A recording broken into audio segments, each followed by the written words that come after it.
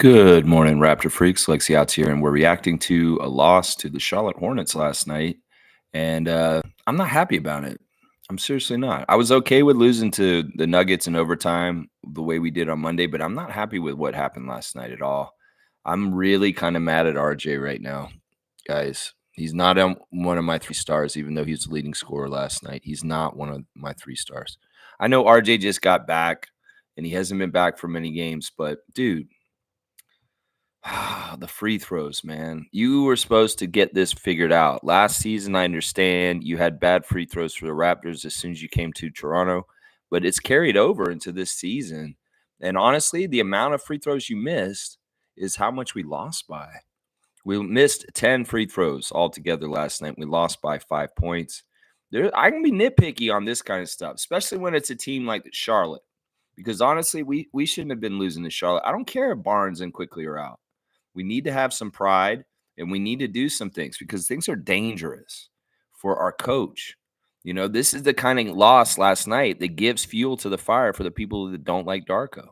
So, Raptors, win games like this so you can save your coach's job, because at a certain point, I can only stand up for him for so long when it's these kind of games happening like this. Now, if it's part of an underlying master plan to just have a year like this all year, well, then I got to just go with it, right?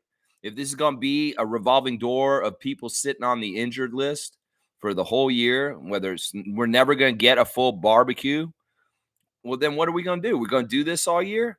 Because it's going to be a very, very long fucking season. Because yesterday we got some bad news about Scotty. And, we lost the Hornets on the same day. Nah, it's not a good day for the Raptors. It's a bad day for the Raptors. And y'all may be the ray of sunshine today, because in some ways I'm a little negative and pessimistic today. So I'll be happy to hear what you guys have to say about it today in the reaction to the game last night. So yeah, let's get to it. I'm going to start with the first comment, and then we'll get going. And who knows how long this will be. Hopefully it's not a Lexathon, because in some ways I don't want to waste any more time talking on this if it's going to be the kind of effort that they showed when they showed up last night. Yeah. Yeah, that's what Darko blamed the game on, is them starting so poorly and spotting the Hornets 9 points at the beginning. And he said basically in his post-game conference, they can't be showing up to the game in the second quarter. This game starts in the first, and you can't just try and hurry up and play crazy defense right at the end of the game to make up for it in the fourth quarter. You need to be coming with that energy and that intensity right from the start. And he's exactly right. We were lackadaisical at times. We were very poor at closing out on three-point shooters. We were very poor on certain things with rebounding in certain ways. And yeah, there were some players that were caught looking and watching the action while they were playing on the court. And some, yeah, it's just, it's annoying. I get it. This is a young team. They're developing. They're learning. But also at the same time, you guys could have won this game last night. And there's a couple different ways you probably could have done it. We'll probably talk about it real quick. Yeah, Trevor's here first. Good morning. Today is filled with new blessings and open doors waiting to be explored. Embrace each moment and gratitude and faith. It's Halloween, y'all. Happy Halloween. And hopefully you have some sort of, well, maybe you already did Halloween stuff last weekend. But yeah, if you're celebrating Halloween and every day, have a fun time. Do things, whatever you're going to do and stuff like that. Yeah, thank you, Trevor, for your words of wisdom. Just your day should be filled with new blessings and embrace each moment with gratitude and faith. There you go. I like that. Nako's here. Good to see Gerald. Future looks bright, at least. RJ, Grady, and Yak were our best players. Shame that Scotty's going to be out 3 weeks at least, onwards and upwards. It's definitely onwards, but I don't know how much upwards we're going to be. I'm annoyed. I'm really annoyed. If Emmanuel shows up on Friday, I'll be happy. But I don't want to be rooting for a team of Otto Porters. I'm sorry, guys. I really don't. In some ways, I long for the old NBA where people just fucking played. I don't care how hurt you are. In some ways, we've got Sixers fans coming at us right now saying Scotty got a broken orbital bone. Well, isn't that what Joel got from Pascal when we played y'all in the playoffs and he played through it? Yeah, that's true. That is exactly true, that Joel Embiid played through serious injuries in that playoff series like a broken orbital bone like Scotty. But we got to remember, Sixers fans, the stakes were a lot different at that point. You guys were in the thick of it, trying to win a championship in the playoffs, and we just started our season. So why the fuck would we play Scotty Barnes with a broken orbital bone like y'all did with Embiid a couple years ago? Seriously. So don't come at me with that bullshit, Sixers Nation. Seriously. But yeah, I'm sick of this shit. I don't want to think that Kelly Olynyk is auto-portering me right now. I really don't want to fucking believe that. I don't want to think that Bruce Brown orchestrated a late surgery right before the season for some master plan. Ujiri, are you seriously doing some weird shit with our injury list just to capture the flag? Because if that's the game plan and that's what it is, so be it. It's not what I want to do. But if this is going to be this season, well, it's going to be a long season for the Raptors freak. And he will be here every day talking about it every single part of the way. And he will go over the bright spots of development like you guys are saying. But he will also be like, I hate this shit.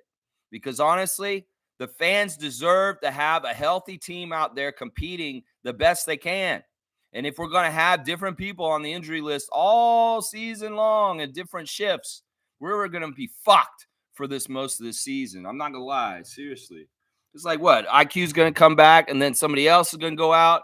Scotty comes back in 3 weeks and somebody else is going to go out. Is this the plan, Bobby and Messiah? I hate this shit. IQ, man, you hit your tailbone. You could be back by now. Seriously. In some ways, people back in the day, in the 80s and 90s, they would get up off the floor and continue to play. This is part of the softness of this league. This is part of the multi-million dollars and crazy-ass contracts, and these guys worried about the investment of their long-term careers. It's annoying. It's annoying as fuck. That's why I kind of pine for the days of plumbers, as y'all put it. Because them plumbers, they don't give a shit if they get hit in the face or they get put on their ass. They get back up and they keep playing. And that's what's annoying to me right now. I don't want to have half a team because half the team is in street clothes on the bench. Is this going to be this season? It's going to be this season. What can I fucking do? I just got to watch it. It's annoying because we had a game last night we should have won. This may be the only game that we could have won in the month coming up. And now we didn't. So it's going to be a long-ass season. It could very well be the Raptors are 1-something in December, guys. I'm not lying. You think I'm fucking crazy? The Raptors could be 1 and whatever the number is by December the 1st because of this fucking crazy bullshit. And you know what the problem is going to be is people are going to be coming after Darko because of it. That's the problem, players. That's the problem, Masai. In some ways, we don't want to do this to Coach Rajakovic. We need to let him have some success to keep his detractors and the negative ninnies away from having ammunition for why he may be needing to be fired. I don't think he should be fired. I think he needs time still. But there's a lot of idiots out there that are going to say all kinds of crazy shit because of a game like last night. And that's why I'm upset about this. We can spin an overtime loss to the Denver Nuggets and Nikola Jokic, but we can't spin this bullshit that happened in Charlotte last night. I can't put a positive spin on this that'll make Darko look good because in some ways, and it isn't totally his fault. Well, some people say, well, they didn't prepare them to be energetic at the beginning of the game. They were flat at the game. That's the coach's fault. No, it isn't.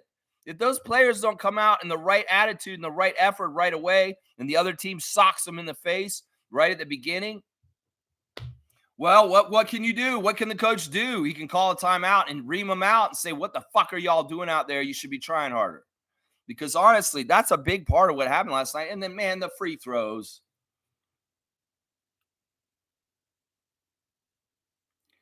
Those refs weren't bad. Those refs were looking out. Those refs were pretty good. We had a lot of different things in our favor. We had a bunch of points in the paint, but they killed us at 3. Man, those are not my 3 stars of the game. 2 of them are, but RJ is not on my stars of the game. You guys know how much I love RJ. We double duty on RJ, Team Canada and the Raptors. I talk about RJ Barrett. I'm so happy he's on our team and stuff like, well, I'm not happy with RJ right now. I don't care how many points he got last night. Every time I saw him shoot a free throw short last night, I was like, fuck you, RJ, with your bullshit. You're supposed to be the leader now. Scott is out. And you got to lead by example at the free throw line by taking them very seriously and making them. This is bullshit, man. Why would you? Dude, you're so good. And the thing that I don't get is, why were you so good at the free throw line in New York and in Toronto you're not? What is that? You think you do it more for your city, RJ? Then, like, you were like an 80% free throw shooter in New York, and now you're like almost a 65% free throw shooter. What the fuck is going on? Seriously, tell me what the fuck is going on with that. Trevor's saying, if IQ played last night, we win that game. Scotty plays last night, we win that game.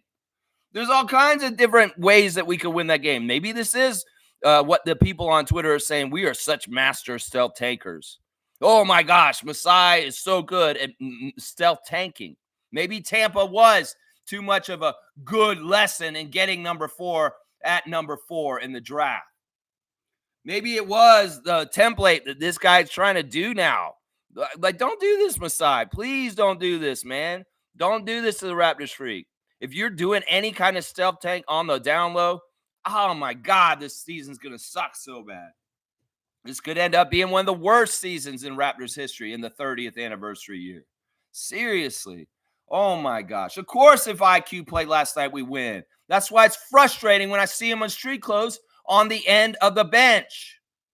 That's why it's frustrating for that. Because that man, honestly, I fall down on my butt all the time too, but I get back up and I come back out. And really, what the fuck is wrong with you right now? Nothing broken, Emmanuel. Put some ice on it after the first game, the game when it happened, and get back out there. Miss one game. Miss 2 games. Don't miss a fucking week or over a week. Seriously, I'm going to come at all the guys that are hurt right now. Kelly Olynyk, don't you Otto Porter me, man. Don't you Otto Porter me. And Bruce Brown with your bullshit, taking a surgery right before the season. Bullshit. Yeah, I see RJ out there fighting with his shoulder and getting out there and fighting. But in some ways, RJ, man, you were too casual at the wrong times, and you stepped up at the wrong times too late. I did like the 2 3-pointers late. I did like some of the stuff you were doing, but some of the stuff you were doing was just not, man, free throws. Oh, my God. Trevor's saying, when all the pieces are supposed to be where they're supposed to be, this team will be unbeatable. But for now, just sit back and enjoy the ride. I'm not going to enjoy this shit, losing to the Charlotte Hornets. I hate that team. That team's a bunch of people that I hate on it. Grant Williams, I hate that guy. Miles Bridges, I hate that guy. LaMelo Ball, I hate that guy. And now I hate Trey Mann too. Little baller ass motherfucker.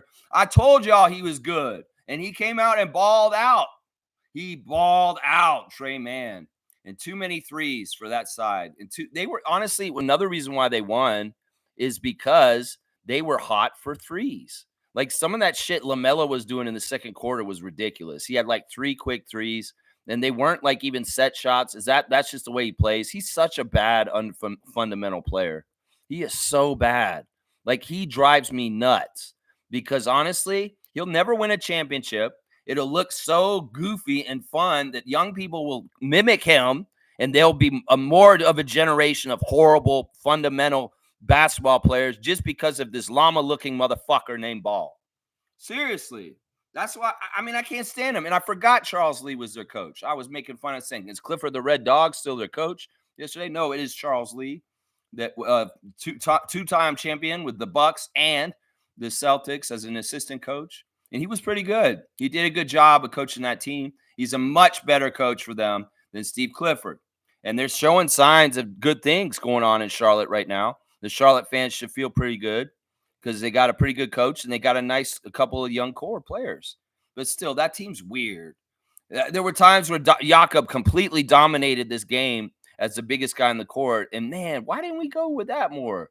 Why didn't we do this with more? There was a time when y'all didn't play a center out there and Mobo was running around in center. I didn't like that. I know y'all aren't too big on Bruno Fernando, some people, but Bruno Fernando in some ways was necessary in the world of Nick Richards. And Nick Richards did go off in the second half and dominate for a little bit of time while Jakob was out. That's why we need Fernando in there instead of Mobo, guys. That's why, right there.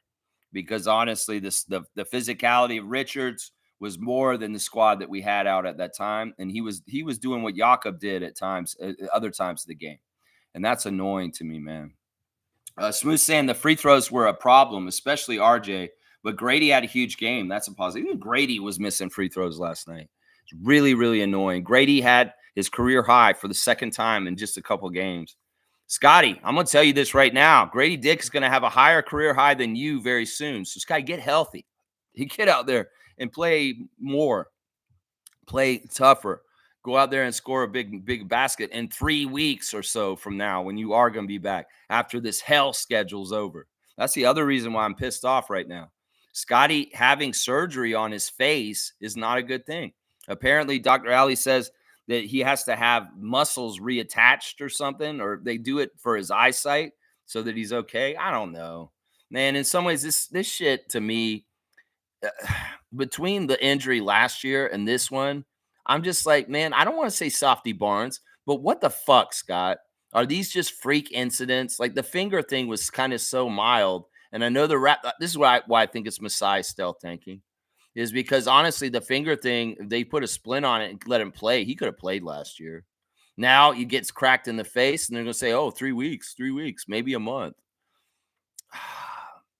We have no chance now. In some ways, we're fucked. We are fucked right now for at least while Scotty's out. Seriously, especially if IQ's going to sit on his ass that's supposedly not feeling so good, his pelvis. Man, what the fuck, man? This is annoying me. All right, let's do the 3 stars. My number 1 star is Grady Dick. Grady Dick got his career high once again, 11 of 17. The midi is so nice. 2 for 6, 6 of 8 from the field. He had another nice dunk, 2 rebounds, 1 assist, 3 steals, only 3 turnovers. Out by the end of the game because he was the quickest to get to the ball in the last minute to try and stop the clock. And he was always there getting to people in the first place. Yeah, there was a couple things that were really frustrating, like Davion Mitchell tipping the ball when Grady was going to get it. Oh, man, there's just different stuff. But, yeah, 30 points for Grady. I'm very, very happy with him, man. I'm glad we did the extensions with him and Oshai this week. And, man, Grady's going to get better and better. But I'm telling y'all, we do this kind of bullshit too long like this, Masai. We have nobody out there, and we're middling like this. Some of these really good players are not going to want to stay in Toronto. And that's the thing that pisses me off. I don't want to start no cycle of bullshit where we finally get guys healthy, but then there's the opportunity for people to take off on us. And they leave because we just didn't get anywhere. That's the fucking problem with this kind of shit, guys. Is injuries can mess you up in different ways, not just with wins and losses, but also with long-term roster building because people are unhappy and they fucking leave. You know, Grady's awesome, though. Grady, you were on one of the only pluses on our team last night, so I'm going to give you big kudos for being a plus 12. When you were out there, we won, and that is a great thing. My second star of the game is Jakob Poeltl. He was a plus 18, y'all. See the difference right there? Seriously, Jakob was out there for 35 minutes. Maybe if he'd been out there for 40, we would have won. I'm just saying, you know, we had an advantage with the big man down low this game, and he used it. He was 10 for 14. He had 16 rebounds. Yeah. 2 assists, 2 steals, 20 points. Yeah. Jakob, I called this yesterday. I said 2 things that were very true about the game last night. Watch out for Trey Mann, and Jakob Poeltl has a big man advantage in this game, and he should be utilized and taking it. And, well, he did for a lot of the game. There was a lot of good stuff. There's a lot of second chance points that he got, 5 offensive rebounds, where he was putting the ball back and cleaning it up for us after people just barely missing stuff. So, Poeltl, you've done amazing work in the last few games, and I appreciate you, man. Getting your career high 19 rebounds against Jokic on Monday, and then coming out with another very solid double-double, 20 and 16.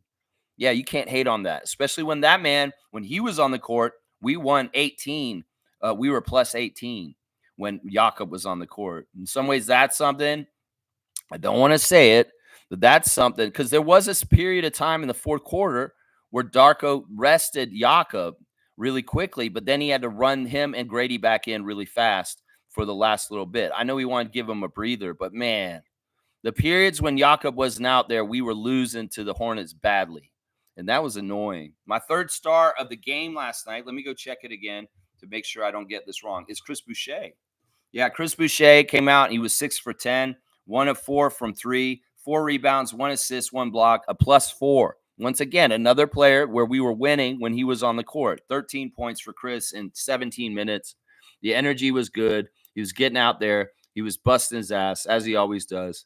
In some ways, maybe this is the case for why Chris Boucher should start, because we don't have motherfuckers running around and going all out like Chris Boucher until Chris Boucher comes in off the bench.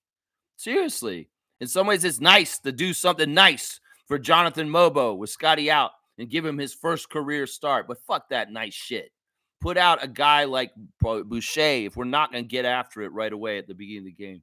Because I know at least Chris will. That's the one thing I know about Chris Boucher. He's going to go out there and bust his ass and go get rebounds and run up and down the court at full speed and go all out. Because those starters did not go all out right at the beginning of the game. They were casual coming in, and boom, all of a sudden you're down 9-0. And Darko has to call a timeout already. Yeah, that's bullshit, man. So those are my 3 stars of the game. Grady, Jakob, and Chris. Fuck you, RJ. I'm saying that this morning. Don't fucking do what you do last night with your 5 missed free throws.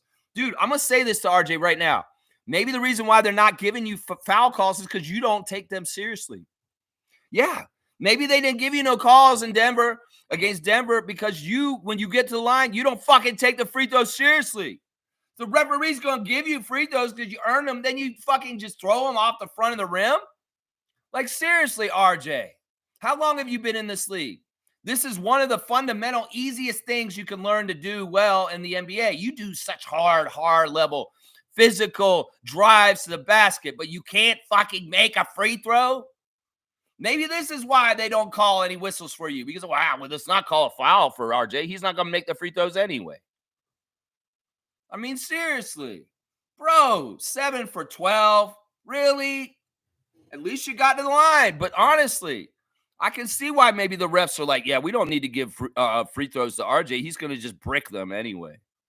I mean, seriously. Think about this. Oh, I wish I was happier today, but I'm not. I'm not happy about this at all.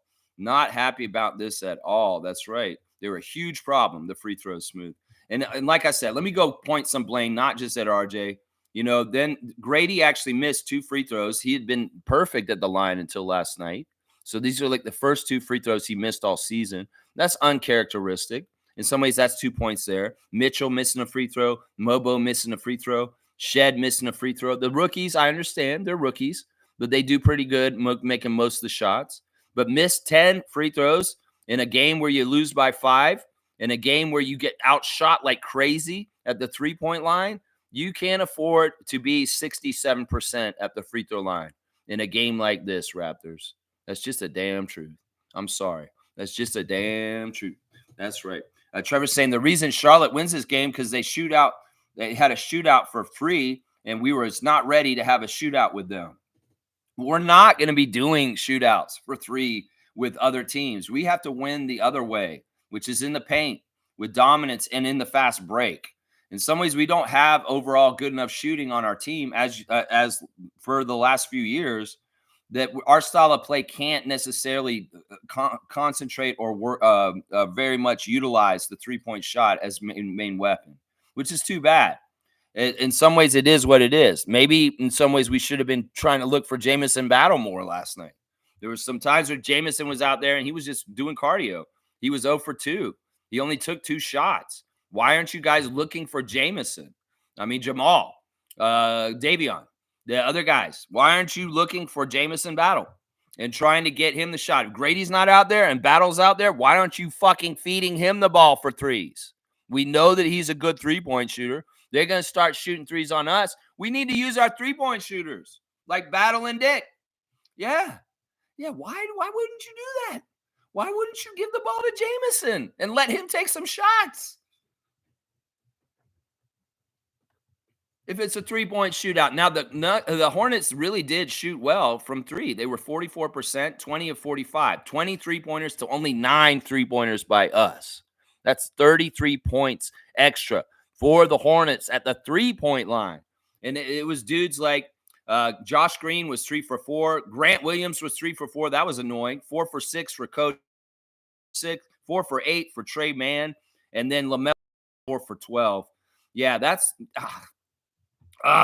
it's so annoying. In some ways, that's the one thing that they did really well was make their threes. Well, they're going to live and die by their threes. They're going to win some games like last night, but not many.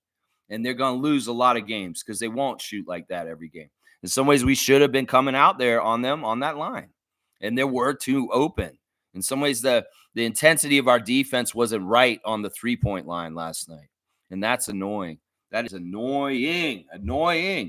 So he's saying with Scotty, I predicted 35 wins. By the time he gets back, the Raptors might be 3-15. Yeah, that's being generous. I think they might be 1-17. Honestly, I don't think they're going to win the whole time Scotty's out. The stats show this. And the whole time Scotty's been out since his finger injury last year, and then now this extended time, they only won 2 games in that whole entire period of time at the end of our season last year. And granted, Yaka was out also, but yeah, man, yeah, the predictions for our win total this season have plummeted with the injury with Barnes, and also, I don't know. I don't know what's going to happen. It could very well be this stretch is going to be really ugly. If we could steal some games against teams we have no business beating, I would be so happy, and those reaction streams will be a lot of fun. But man, I'm not, what I do on this channel, I handicap the games to see who's going to win. I'm not feeling good about things. And I don't want a revolving door off of our injury list over and over again. Different guys going back and forth. I mean, hell, since we've acquired RJ and Emmanuel, as they said in the broadcast last night, we've had 6 games of barbecue. 6 games where all 3 of them suited up and played on the court. And actually, those barbecue games were spicy barbecue games because Siakam was still on our team. That's annoying. That is very annoying. And that team was very good when it was spicy barbecue, but we only got spicy barbecue for 6 games. Siakam's traded. He's hitting a game winner against Celtics last night. Thank you, Siakam. That was badass. In some ways, listen, that was the shit I was telling Raptors fans over the last couple of years. We need to wait for Siakam to get that point. He's going to get there. And boom, now he is. Now the Indiana Pacers will get the spoils of a clutch Siakam showing up, hitting a big 3-pointer to beat the champs in Indiana last night. Yeah, it's annoying. There only been 6 barbecue games so far since Emmanuel and RJ showed up. This is bullshit, man. And I'm not into Q games. I'm not into just B games like last night or just BB games. I want BBQ.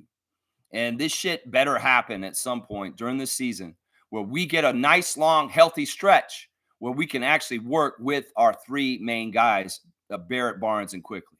Because this is annoying, man. This is annoying. Smooth saying just the quality of the opposition is going to be really tough for Toronto. Exactly.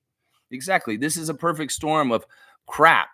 And in some ways, you know what? Maybe I will be starting to go with these capture the flag motherfuckers soon and saying, look, let's cut our losses. And you know what? We're 5 games in the season. Now I'm already talking about, man, maybe we will get a high draft pick and we'll do something with that. I hate that because this is a long season. This one thing to do this in the last 30 games of the season after Scotty breaks his finger. But at the beginning of the season, in freaking October, waving a white flag for the whole damn season, this is fucked up. I'm going to tell you that right now. The Raptors better be happy that this is going on right this season. 30th anniversary, purple shit, Vince Carter, all this bullshit.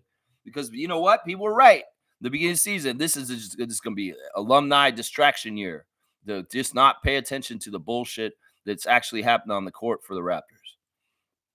Oh, my gosh. Trevor's saying we have to keep up the 3-point shooting because every team is playing that style. Hang on, it jumped ahead. I want to make sure I don't miss any of the comments today. So we have to take more threes and make more. Yeah, I mean, listen, some people are saying that. In some ways, people think that, but I don't think that necessarily. There's a couple different ways to slice an apple, and you don't have to do it the way everybody else is doing it. In some ways, we could get away with doing other stuff to try and win. It's not easy because some ways the shootout, if they have really good 3-point shooting, yeah, it is an advantage. 3 counts more than 2. But also at the same time, if your defense is good enough to make them not shoot their normal 3-point percentage and you are able to do enough in the paint, you can still win games that way. It's not as easy, though, in some ways. You're right. So I don't know. In some ways, yeah, maybe we do need more plays for Grady and Jameson. Maybe we do need IQ back. Maybe we do need Jacoby Walter to be a fantastic rookie that can shoot threes right away for us. I don't know. I mean, where are we going to get this 3-point shooting, Trevor, if it's not showing up right now? And why? Why is it not showing up? Is there something we can do? Is there a way we can find Jamison Battle on the floor more often? Grady's not hanging out on the three too much. He is getting threes here and there, but a lot of what he's doing is going to the rim and middies. And I'm all about that. I think that him diversifying his scoring is going to be so good for him over the long term of his career. So let's see. Smooth saying, honestly, if the Raptors land a top 5 pick with this core, they are a 50-win team next year. I love this. This is a great statement. This is a Raptor freak kind of statement. And I'm going to give Smooth a dunk for it because in some ways, this is the kind of psychology that you guys need to tell me to get me through this tough Halloween after this bullshit that we saw last night. Seriously. This is the kind of stuff you need to tell me. And I love it. Thank you, Smooth. I'm going to give you a 10-pointer, 67. Smooth is at that. Yeah. All right. Let's go ahead and get Ace Bailey and come back next year with hopefully a healthy crew. But this is the thing I say, just like we said about the process in Philadelphia. You get too used to losing. You get too used to being like that. It's hard to shake that kind of feeling. In fact, the Sixers lost to the Pistons last night. Yeah, in their home court even. It wasn't even in Detroit. Detroit went to Philadelphia and beat Nick Nurse's team last night. Nick Nurse is in shambles. He's in shambles right now, seriously. So, listen, I don't want our team to get used to having half our team on the injury list like going forward. This is bullshit. We need to start setting a precedent. What's going on, Alex McKechnie? Come on now, Alex. Dr. Alex, come on, bro. Get these guys right so that we're not having like 2 or 3 injuries all the time that are major people on our team. No, we need to get this right. We need to get our health.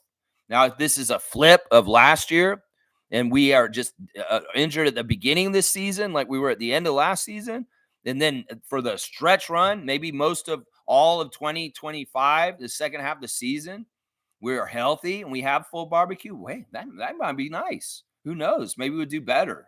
Maybe they'll shut it down, though, also. The other thing that's a concern about this season now with Scotty's injury is Scotty, for selfish reasons, may be in trouble because he won't trigger his super max. Scotty's got to get all NBA to trigger a crazy amount of money that he can get in his contract. But if he's going to miss 3 weeks at the beginning of the season, he's going to be down to like already. If he misses 5 more after that, he's ineligible to be all NBA. So he has to think about this right now. That's why I was like, don't fuck around with your career, bro. If you're seriously hurt and you really need face surgery and you need to go for 3 weeks and this is what we got to do, so be it. I believe that's all true. But also understand that you may be leaving money on the table because you're getting hurt too often right now. Also, and I hate to say this, Brian Winderson, this shit, the way that IQ and Barrett and Scotty sit out and Kelly, I hate this shit. I don't want to even say it. They may understand what this year is already, and they're too happy to just sit down and sit out games too early. And so that's the thing that's pissing me off. It's like IQ, I don't know how hurt you are. I need you to get the fuck back out there. It's like, if it's too easy for you guys to be on injured list and you're not coming back sooner, like I was wondering, why the fuck is RJ taking so long? Seriously. I want you guys to come back as soon as you can. I get it. The whole thing, you don't want to rush it and cause more problems down the road because you rush coming back from injuries and shit like that. But we can't have this as part of the weird feelings around our team because, like I said, the process made the Sixers still get real good at losing. And I don't want our team to be real good at sitting on the injury reserve list. No, we don't need to be like the Clippers. Seriously, Raptors. That's the thing I'm pissed off about. In some ways, strength and conditioning coach, get the fucking guys strong so they're not getting hurt. Like, seriously, what is this shit? Seriously, man. But I like what Smooth said. If we got to do penance and go through a hard time this year, like we did in Tampa, that got us to Scotty to get a really good player, and then Smooth saying we could be a 50-win team next year. Okay. Well, let's see if this is true. If it is going to be like this. But I'm still holding out that maybe we'll get a stretch of full barbecue and we'll be able to really see what's going on. Because in some ways, this is no good for us building our team either. You can't build reps and you can't build cohesion and chemistry and experience together if you're not fucking together because half your guys are on the injury list. You can't do it that way. So we got to figure this out, Masai. We got to figure this out, Dr. Alex McKechnie. We got to figure this out, Darko. We got to figure this out, barbecue players. Seriously, you three of you. Yeah. Yeah. Cool Cat's here. Good morning, Rapid Free Crew. Year one of rebuild is off to a great start. Yeah, you're being sarcastic. And I don't like that. We are competitive in every game so far. Kudos, young ones. I do like the effort that was shown in chunks of this game. I love the 43 points in the second quarter. That was badass. I liked how we were getting after it and the energy and really putting work, but it came too late and it wasn't enough and it wasn't in the right spots to get the win against Charlotte, which we very winnable game. Very winnable game.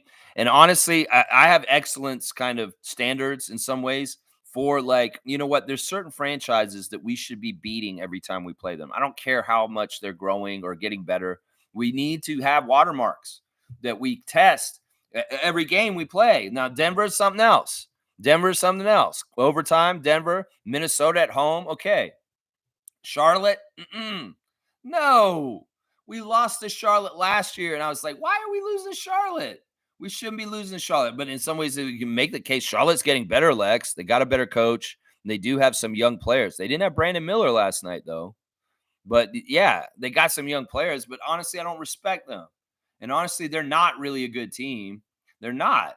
And we should have out-talented them even without Scotty and Emmanuel. Seriously, we should have out-talented them.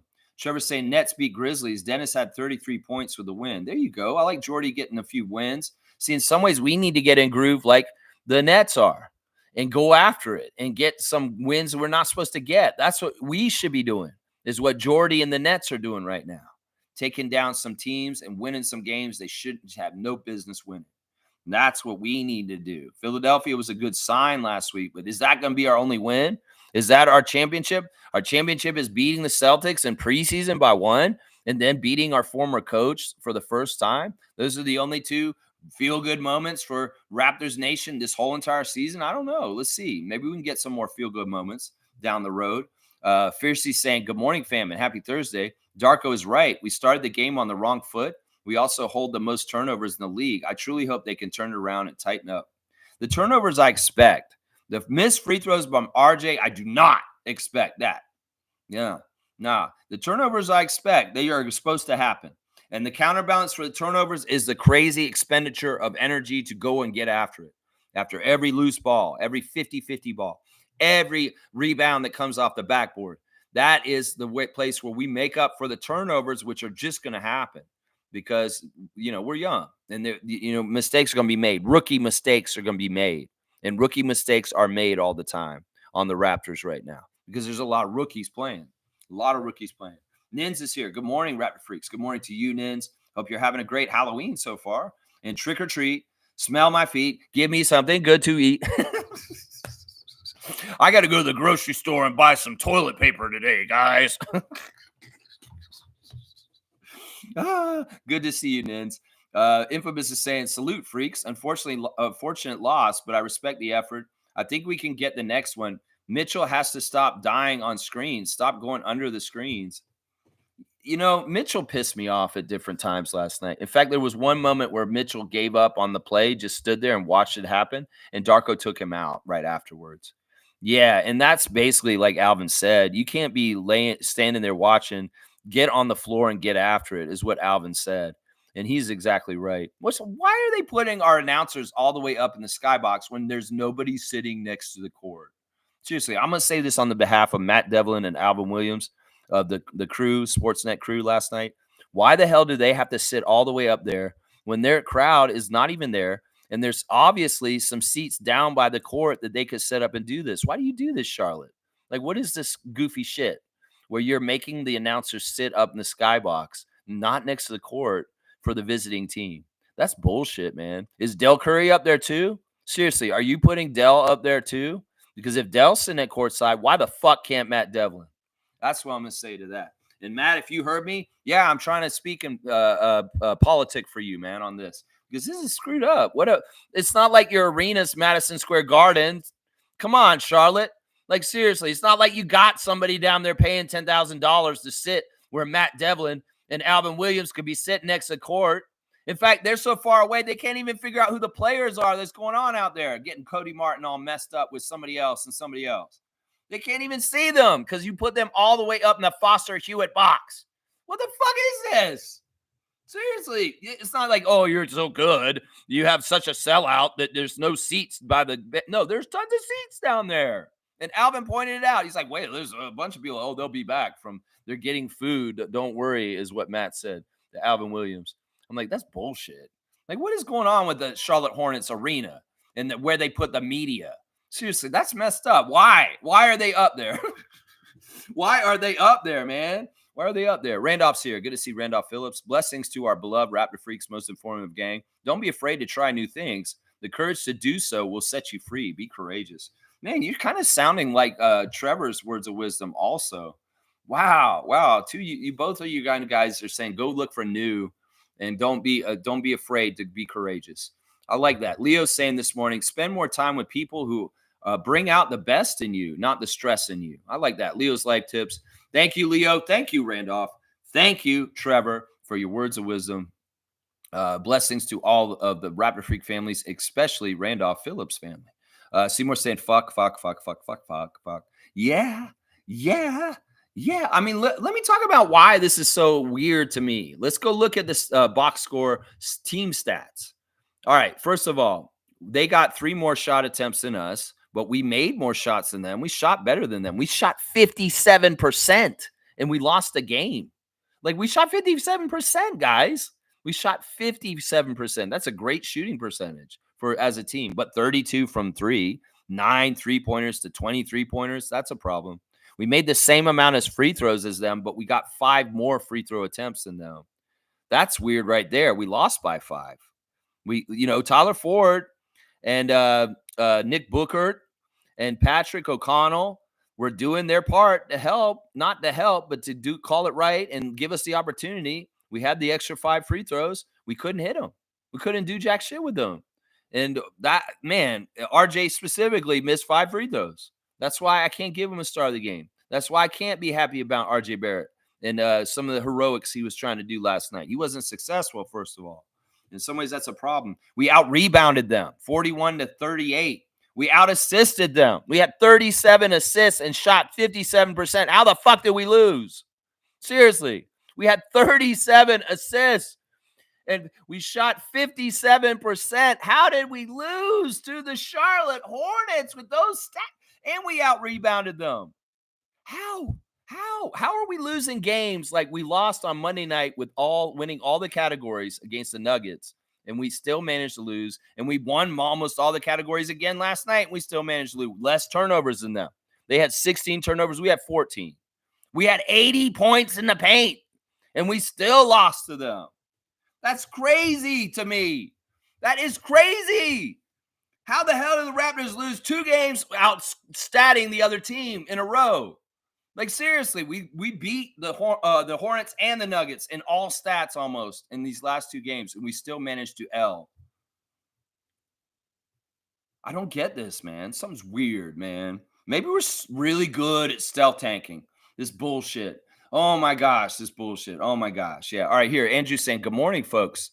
Hope everyone is doing well. Grady and Mobo looked great last night, but, man, I'm sick of these injuries. Yeah, I'm very much sick of them. I've already gone off a little bit about them. Don't fucking Otto Porter us. Don't you guys Hakeem Olajuwon us. Kelly, you're from Toronto. How the fuck are you going to Otto Porter us, man? Don't be doing this to us. If this is some sort of metrics decision by Dan Tolzman and Bobby Webster and Masai Ujiri, say, all right, we have these guys sit out. We won't win, but we can try our ass off and do development and just try. If we don't win, that's fine, because that's kind of what's going on. I don't like this shit. This is how things are going for the Raptors. Any kind of purposefully on the down low. No, this is going to mess me up, man, for the whole year. This stream's going to be hell in some ways. In some ways, I might go a little deranged a little bit. Do you think I'm not deranged yet? Well, just you wait. You put me through a full season of this, Masai, and you will see the Raptors streak devolve into. It may be that I have Justin on the show every day, and I'm not even talking anymore. I may be gone. I'll be like, I'm out of here, y'all. If this season is up, Justin's doing the show now. All right, bye. Bye, hello. Hi, guys. I'm Justin Bieber, and I'm host of Raptors Freak, and I'm coming here to be here because Lex can't take it anymore. He's losing his mind. I feel real bad for him. Got him a straitjacket for Halloween. All right, y'all. I'm your son. Bye. That's a preview of what the show will become. Yeah, Justin will show up every single day and keep my streak alive, but I won't be here. Yeah, I'll be off the camera. We'll make it a fun little cute little woodland animal show with Justin Bieber if it has to be like this. Seriously. Oh my gosh. Actually, that show might be pretty good. I gotta have fun somehow, guys. I gotta have fun somehow. Oh my gosh. All right, Bryce is saying, good morning, Lex and Raptor Freaks. Shout out to Grady for stepping up, man. Yeah, Grady's awesome, man. Grady's coming along really good. We can't get away from the injury bug, but Grady's shot hasn't seemed to shy away nor fall off. He's hooping, and given future 6-man of the year. You know, he's not going to be a 6-man because he's going to be starting. We need him to start. So, no, he's not going to be a 6-man of the year. That dude is our starting shooting guard. I don't think that there's any doubt at this point that he has replaced Gary Trent Jr. If there was going to be a competition at that position to start for the Raptors, Jacoby Walter would have been healthy. And maybe Ochai Agbaji could have been possibly in the picture to take that starting spot. But no, Grady's got it now. Grady's got it. He's won it. He won it almost really in preseason. And he's bona fide. He's a bona fide starter in this league. So I don't see a 6-man of the year in his future. No, I don't. Unless, and I don't want to even say it, and this is the thing that bugs the shit out of me, unless he goes to another team and all of a sudden he's not good enough to start on that team, and then all of a sudden he's a 6-man somewhere else.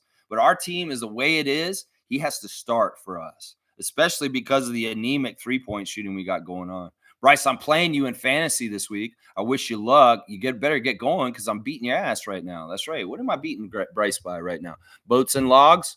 You're down 6-1, my guy. 6-1. That's right. Raptors Freak All-Stars. Let's go. Tobias is saying the NBA today are filled with crybaby bitches and weak-ass men who don't play when they have a hangnail. You know, I don't want to believe this, but I know the league of Barkley and Karl Malone and Dennis Rodman.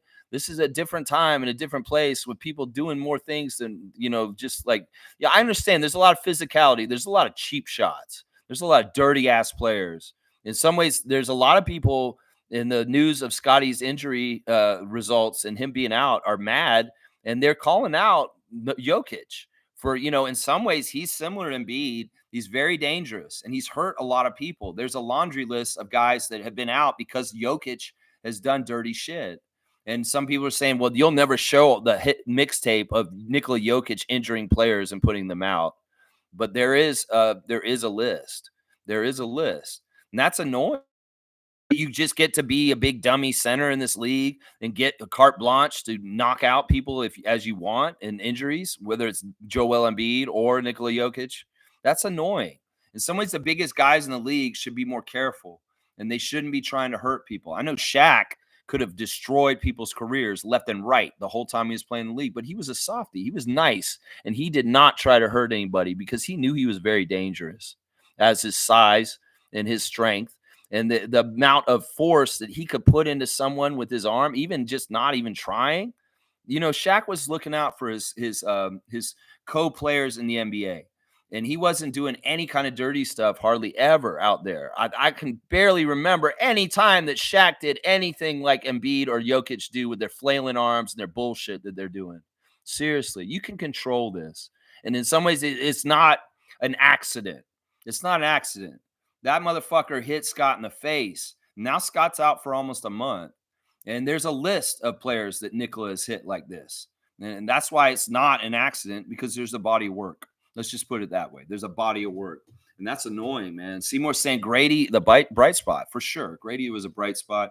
Bryce is saying we must protect Darko. I think so, too. I mean, last night, I do give Darko some crap about why we lost. I feel like the rotations were really good at times, but there were a couple lineups they put out there last night that were duds. Let's just put it that way. I don't agree with going small just because those guys were going small on the other side. I think that he should have had Fernando or Pirtle out there at all times. In some ways, Fernando is not getting rotational minutes. He's kind of end of the bench now. And I don't totally agree with that. I feel like Mobo is getting too much on his plate too soon. I wouldn't have started Mobo last night. I would have started Oshai or Chris Boucher instead of Mobo. It's a nice story and everything like that. And maybe against a team like the Hornets, you can get away with starting Mobo like that, but you couldn't last night. I guess you really couldn't. I mean, let me go look at the rest of the Raptors stats on the box score. Other than the 3 stars of the game, I had Grady, Jakob, and Chris Boucher. Jonathan was 5 for 7, which is great shooting. 11 points, 4 rebounds, 2 assists, 1 steal, 2 blocks. He's stat stuffed again. He's pretty steady at stat stuffing. So, I mean, I can't get mad at him. That was a solid start for him in his first start. But honestly, I don't think I would have started him. I would have started Oshai or I would have started Chris Boucher. And honestly, like I said earlier, you start Chris Boucher, you're not going to have a flat start to your energy. He's going to come out there and come out there quick and get to it. So, yeah, Jonathan, great first start, but in some ways, I wish you hadn't been starting. Davion Mitchell was annoying me last night, whether it was him being lackadaisical on defense. In some ways, he was directing things in good ways. Now, he did have amazing Shed were fantastic with assists last night. There was a whole stretch where they were just finding people left and right, and that was a bright spot. That was awesome. But Mitchell, 5 of 11 from the field. He missed all 5 of his 3-point shots. And, that could have helped us with the 3-point shooting back and forth if Mitchell wasn't 0 for 5. He was 1 for 2 at the free throw line, so he did miss a free throw. 2 rebounds, 11 assists, 2 turnovers, 11 points. So he had a double-double, 11 and 11. But there's some things that he did out there that I just didn't like either. Like he didn't get after it like he normally does in some ways. I found it really weird that we wanted to guard LaMelo with Davion Mitchell. I get that he's a bulldog on defense and he hounds people 94 feet and stuff like that. But the better matchup there, I honestly thought was Grady. Just because LaMelo's so tall, Grady's so good on his feet too. And it's not like LaMelo's quicker than Grady in certain ways.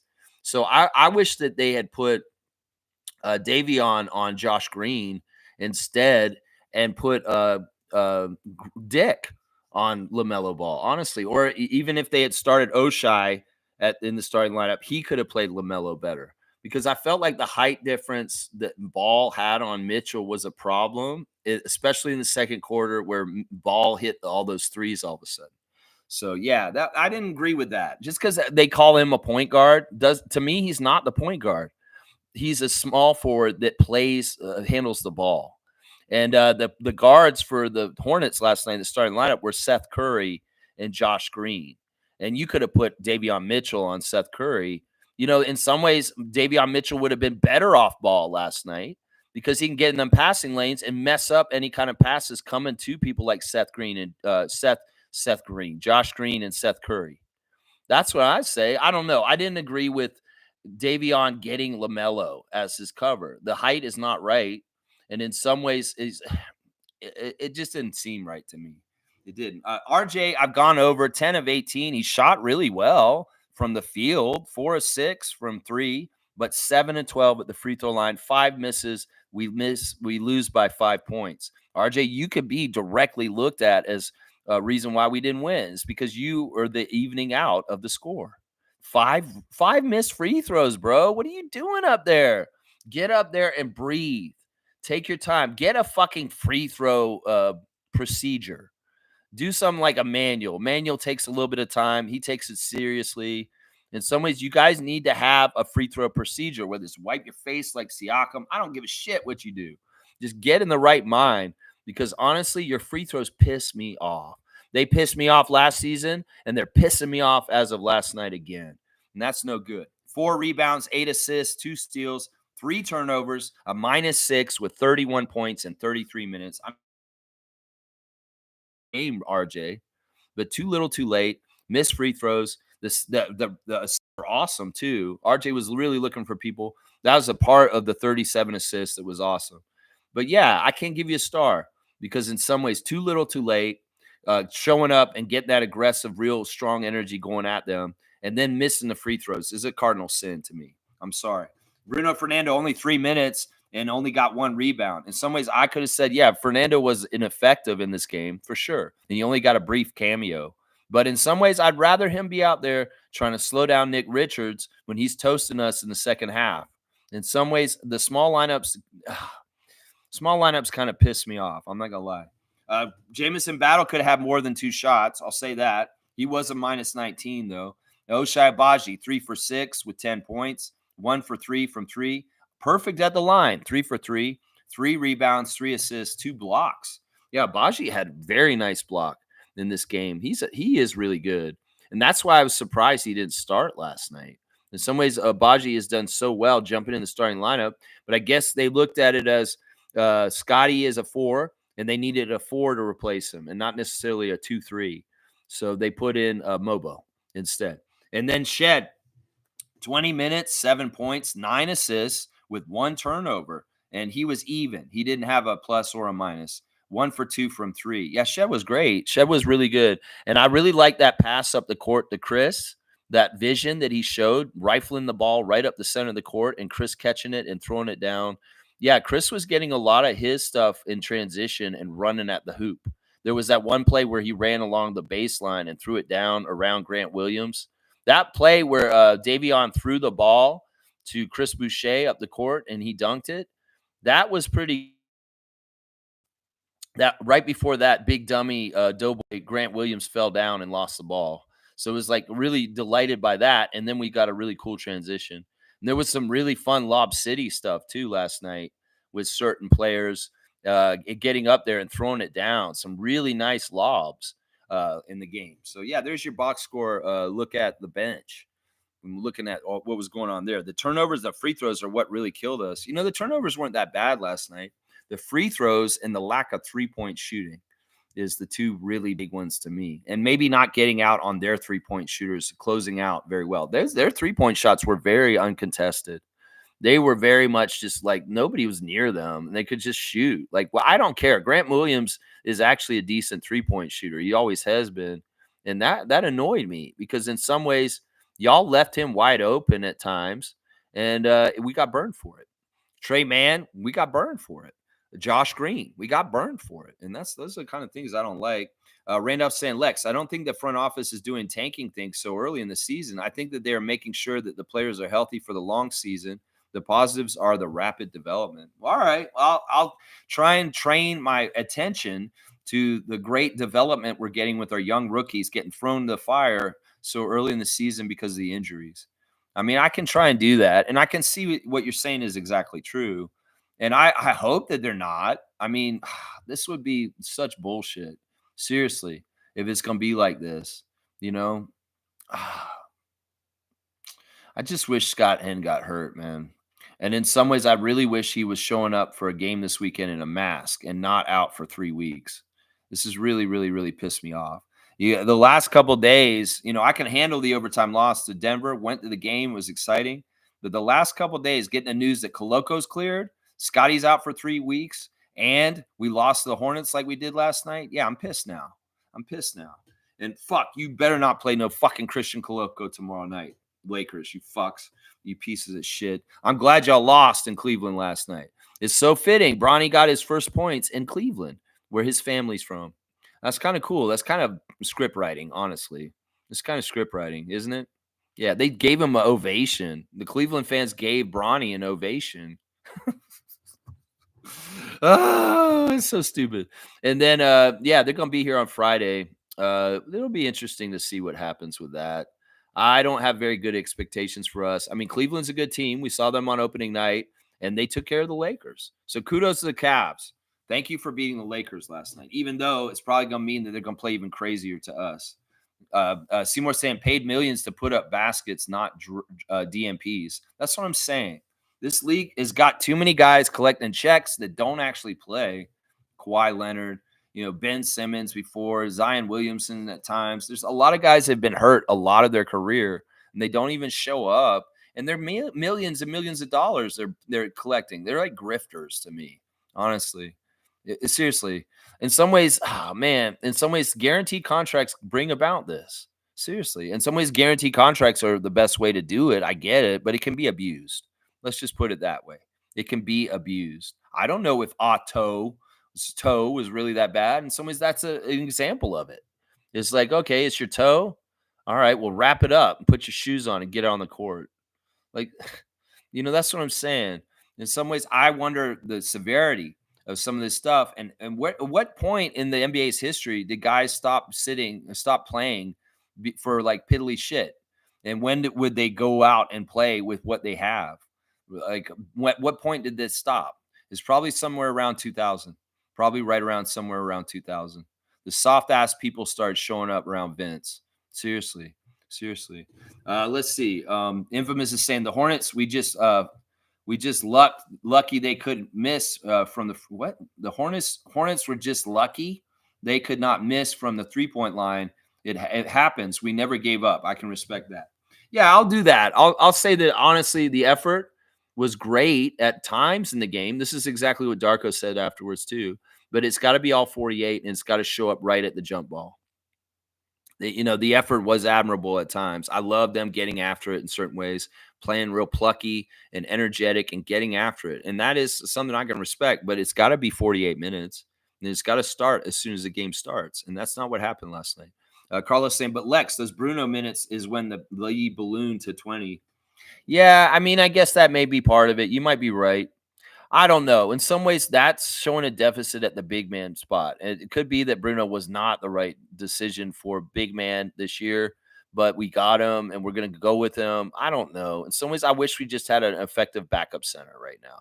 Kelly Olynyk was healthy. This wouldn't be an issue. In some ways, he could have came in and played those backup center minutes. And that, I can say forget about Scott or IQ being back and we win this game. Maybe if Kelly Olynyk is back, we win this game. Like, we don't even need the other two parts of the barbecue. I'm telling you, there's too many fucking guys on our team sitting out right now. And people need to come back and play right away. And get your fucking leave on your back, Kelly. Seriously. Seriously. All right, let's see. Seymour saying, we're giving up too many threes. We need better perimeter defense. Hurry up, Bruce Brown. Yeah. Both of those things. I agree. Tobias saying, laugh my fucking ass off. The Yankees lost the World Series, and rightfully so. What that fan did to Mookie Betts was deplorable. And the only people that think that was awesome or great are fucking degenerate Yankee fans. That dude went beyond what a fan should do in a game in that competition. The way that they wrestled his arm and took the ball out of his glove, I've never seen that kind of bullshit before. But leave it to New York people. Leave it to fucking Yankees fans, pieces of shit, to do something so dirty, to literally grab a ball out of the mitt of an outfielder at the wall in your arena. Those guys should be banned from the stadium for life. Seriously. They're so gleeful, and they're getting high fives from people coming out. Yeah, that's ugly. If the sports are going in this direction, cheating and that kind of like bad sportsmanship kind of stuff, we're fucked. We're fucked. You get what you get, Yankees. And that's an L last night, and there's a World Series championship for the Los Angeles Dodgers. And honestly, I'm very happy for our Canadian connections to the Dodgers as far as Freeman and our former Blue Jays that play for that team, like Hernandez. So very, very cool. I'm glad the Dodgers won. And fuck you, Yankees, for your bullshit. You deserve to lose because of that fan, those two fans that grabbed that dude's arm. You could have hurt that player in some way. Seriously. You could have hurt that player grabbing his wrist right at the wall like that. And there's no place in the MLB for fucking doing shit like that. And the karma of it came around to it. That's right. Seymour saying we lost to the Hornets. Fuck yesterday. I'm looking forward. Okay, and don't put Pence Airface in there. Yeah, we're gonna just have to go day by day, guys, and we're gonna do what we do. And well, maybe at some point you'll have a rodent host during the season. At some point, that might be fun. When I have had too much, maybe Justin will do the whole show, and I'll just sit off to the side, and I won't have anything to say. It'll all be Justin. Oh my gosh, that's crazy. Cream saying, I don't care what anybody has to say. This 1-4 record does not depict who the Raptors are. It's clear we are better than this, and our trajectory is through the fucking roof once fully healthy. Silver lining. Yeah, but if you can never get it together, and we've seen the examples of this in the last few years. Think about the Brooklyn Nets with their big three of Durant, Harden, and Kyrie, and then Ben Simmons. they could never get them all together on the court at the same time, and they had to dismantle it at a certain point anyway. I don't want that. I want this barbecue set to be full with the brush, the tongs, and the grill. In some ways, we need all of the parts of the barbecue to cook. And if we're not going to get that, if it's going to be just switching in guys in and out and it's never the full complement, well, I don't want to see anything like I've seen on other teams where teams never actually get it out of the mud because certain people are always hurt. Like the Bulls are another example. Their shit did not ever get going with Lonzo Ball when they had DeMar DeRozan. And I don't want this kind of stuff to happen to our Raptors team where we may lose some good players and we never actually get the full, complete, healthy product because of the revolving door of our injury list. That is a problem. And we can see the telltale stories, the cautionary tales of places like Brooklyn and Chicago in years past, where this kind of shit did really kind of screw up great nucleuses and great ideas of what should and possibly could be happening. You know, Tobias saying, thanks to whomever gifted me a membership. I think it was David. I'm not totally sure. UC's here. UC, good to see you again in the chat. Remember you from the other day. Injuries or not, we need these easy wins. Exactly. That's why I'll get mad about this one. I can understand losing the Timberwolves in Minnesota on Saturday night. I can understand even winning most of the game and having a game in hand against a championship caliber 4 starters from a championship team 2 years ago in the Nuggets, losing in overtime by the, but this one I can't understand this because in some ways this game should not be a loss. And UC is right. This is right. This is an easier win. It's not an easy win, but it's an easier win than what we got in front of us. We need to capitalize on these and get these when we can, because this is a long season and we may not get very many opportunities to try and win games. And that's part of the problem right there, man. That's probably right there. Bryce is saying Jakob started off a little shaky as well as the rest of the team, but man, shout out to Jakob as well. He's really the most underrated. He's just, man, we need him so bad. We need him so bad on this team. I mean, we'd be so effed if he was out. God, don't even talk about shit like that. Oh my gosh, I need to shut up on that. Cool Cat saying availability is critical for wins, regardless of how great you are. Availability. Yeah, I don't care about what it looks like on paper. I want to see it durable and out there and tested and going through. Because honestly, do you think the fucking playoffs are easy? They're physical, and there's gonna be people that are gonna get hurt during the playoffs. And will they man up like Kyle Lowry and play with an injury through the whole playoffs and just keep coming? Hopefully. I don't want any guys saying like, oh, we're in the second round of the playoffs and like, oh, I've got a piddly injury and I got to sit for a while. I don't want any of that kind of shit on my team. I want guys that are ready to show up and bust their ass and get out there and kick some butt, even if they're maybe 50% hurt. Seriously. I mean, fuck, man. Guys in the 80s used to play with broken hands and broken feet.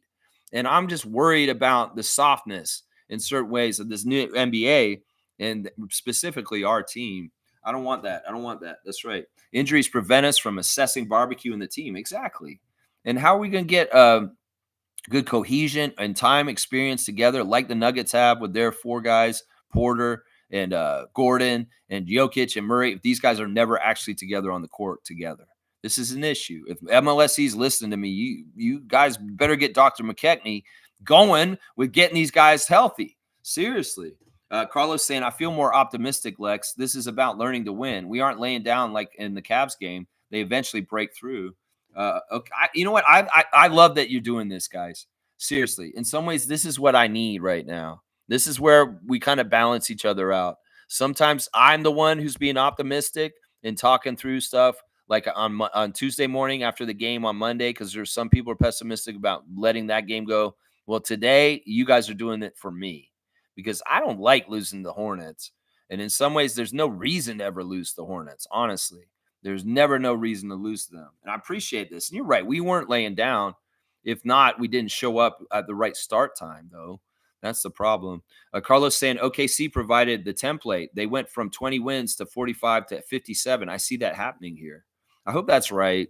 I hope you guys are saying, we have another bad year, and we get a lottery pick and we add that talent to the team and we're healthy next year. So that's a part of the thing. I don't want our team to be snake bitten, as some people have said, with injuries all the time. That's not going to help us at all. We can't be a team that's always hurt all the time. If that's the case, If we're going to start being injured all the time, I'm going to say fire Dr. Alex McKechnie. Seriously, I'll say that. It's like, look, that's your department, bro. And if you're not keeping our team healthy, if our team is not staying healthy in games or getting back quick enough or certain things like that, we may need to look at our strength and conditioning coach, and we may need to look at our executive vice president of our team, that of sports science, Dr. Alex McKechnie. Seriously, I'll put some fire under McKechnie's feet. Why are we getting hurt so much, Dr. Alex? Can you do something about this? Can we do something better with our programs so that the Raptors are not susceptible to DNPs? Is what I might say to this. That's right. I mean, seriously, I'm going to target where the problems are. And if the problems are with health, well, then that's our strength and conditioning people and our medicine people. And that's a problem right there. That's right. Carlos saying, just keep building on top of each game. No matter the opposition, this effort will make it happen. That's the way they have their attitude and stuff. But it's tough. Grady had to balance in the post-game conference last night, being very happy about getting another career high with we got the loss. And I'm not happy about that. We want to win. That's the thing that matters the most. And he was saying, I want to win. And in some ways, my individual accolades, they don't matter if we don't win, is what Grady's message was last night. So that's the right thing to say by Grady. And he's right in some ways. It is what it is. Carlos saying, is this year one of Scotty's extension? Scotty's going to be, he's on our team till 2029. So this is his 4th year. So yeah, I think this is the first year of his extension. Now he can qualify for a crazy supermax if he gets all NBA this year, but he has to play in over 65 games to qualify for that. And if he's going to miss 3 weeks, it's going to cut into that time already. So he better have a very healthy season after he comes back from this issue right now. Is otherwise he won't qualify for any postseason awards. And he didn't last year. He did not qualify for postseason awards last year for the same reason. So yeah, I don't like this. Scotty shouldn't feel comfortable in street clothes on our bench. In some ways, he needs to be out there and playing as often and as much as he can. That's right. Dodgers win the World Series. That's right. Randolph saying, Lex, teams have scouted us well. And when you watch the game, you saw how they played us for those 3-pointers. But when the team made the adjustments, they did much better. Yeah. I mean, they're scouting all over the place. In some ways, we're easy to figure out right now. Other teams can have a very solid game plan to take us apart. And that's really, let's get our threes as much as we can. And that we can outscore them. That's a lot of the strategy that other coaches are using against us, is go crazy on the threes and just outscore the hell out of us, because maybe our 3-point shooting talent is better than theirs. And that's scary. I don't like that. UC is not a fan of the Dodgers. He's saying, screw the Dodgers. Well, I say screw the Yankees because I hate the Yankees. I'm a Blue Jays fan. Smooth saying, this is a low-key tanking strategy from the front office. I believe it. Well, the way we lost to the Nuggets on Monday, some Raptors fans in social media are saying, man, we're so good at tanking. They're like, oh, no, I don't want to believe this. But in some ways, they're like, damn, we did manage to lose a game to the Nuggets that we had in our hand. This is so weird, man. G saying, we have 3 Raptor rookies in tops for points, Grady and RJ 30 bombs. Development is going great. This will translate to wins. I hope so. But I don't think it's anytime soon. No, because we aren't healthy and we are so green. We might as well be a green banana still on the tree and hasn't been picked and is nowhere near ready to eat. That's kind of what's going on. We need to wait for that banana to turn yellow and maybe a little brown on certain spots so that we can get the right potassium and nutrients from it. Yeah, we're nowhere near. If this is a banana or a plantain, it's inedible. You can't even bite into it because it's just not right yet in any kind of way. This is really, really the truth. We are green as hell. So green right now. So green. UC saying Hornets are a poverty franchise for a reason. That's what I'm saying. That's why I don't like dealing with poverty franchises. Teams that have no championships have had very little success throughout their whole entire history. That's why I don't like losing games like last night. In some ways, we need to keep a certain mark against other teams. In fact, look at this. All right, we go to ESPN. They have the power rankings for the first power rankings of the season, and we've dropped the spot already. We were ranked 24th, And I was trying to say that's too low. We need to be ranked higher. Well, you're wrong, Lex. We are out 25 now. We dropped the spot. And this is what they're saying about us.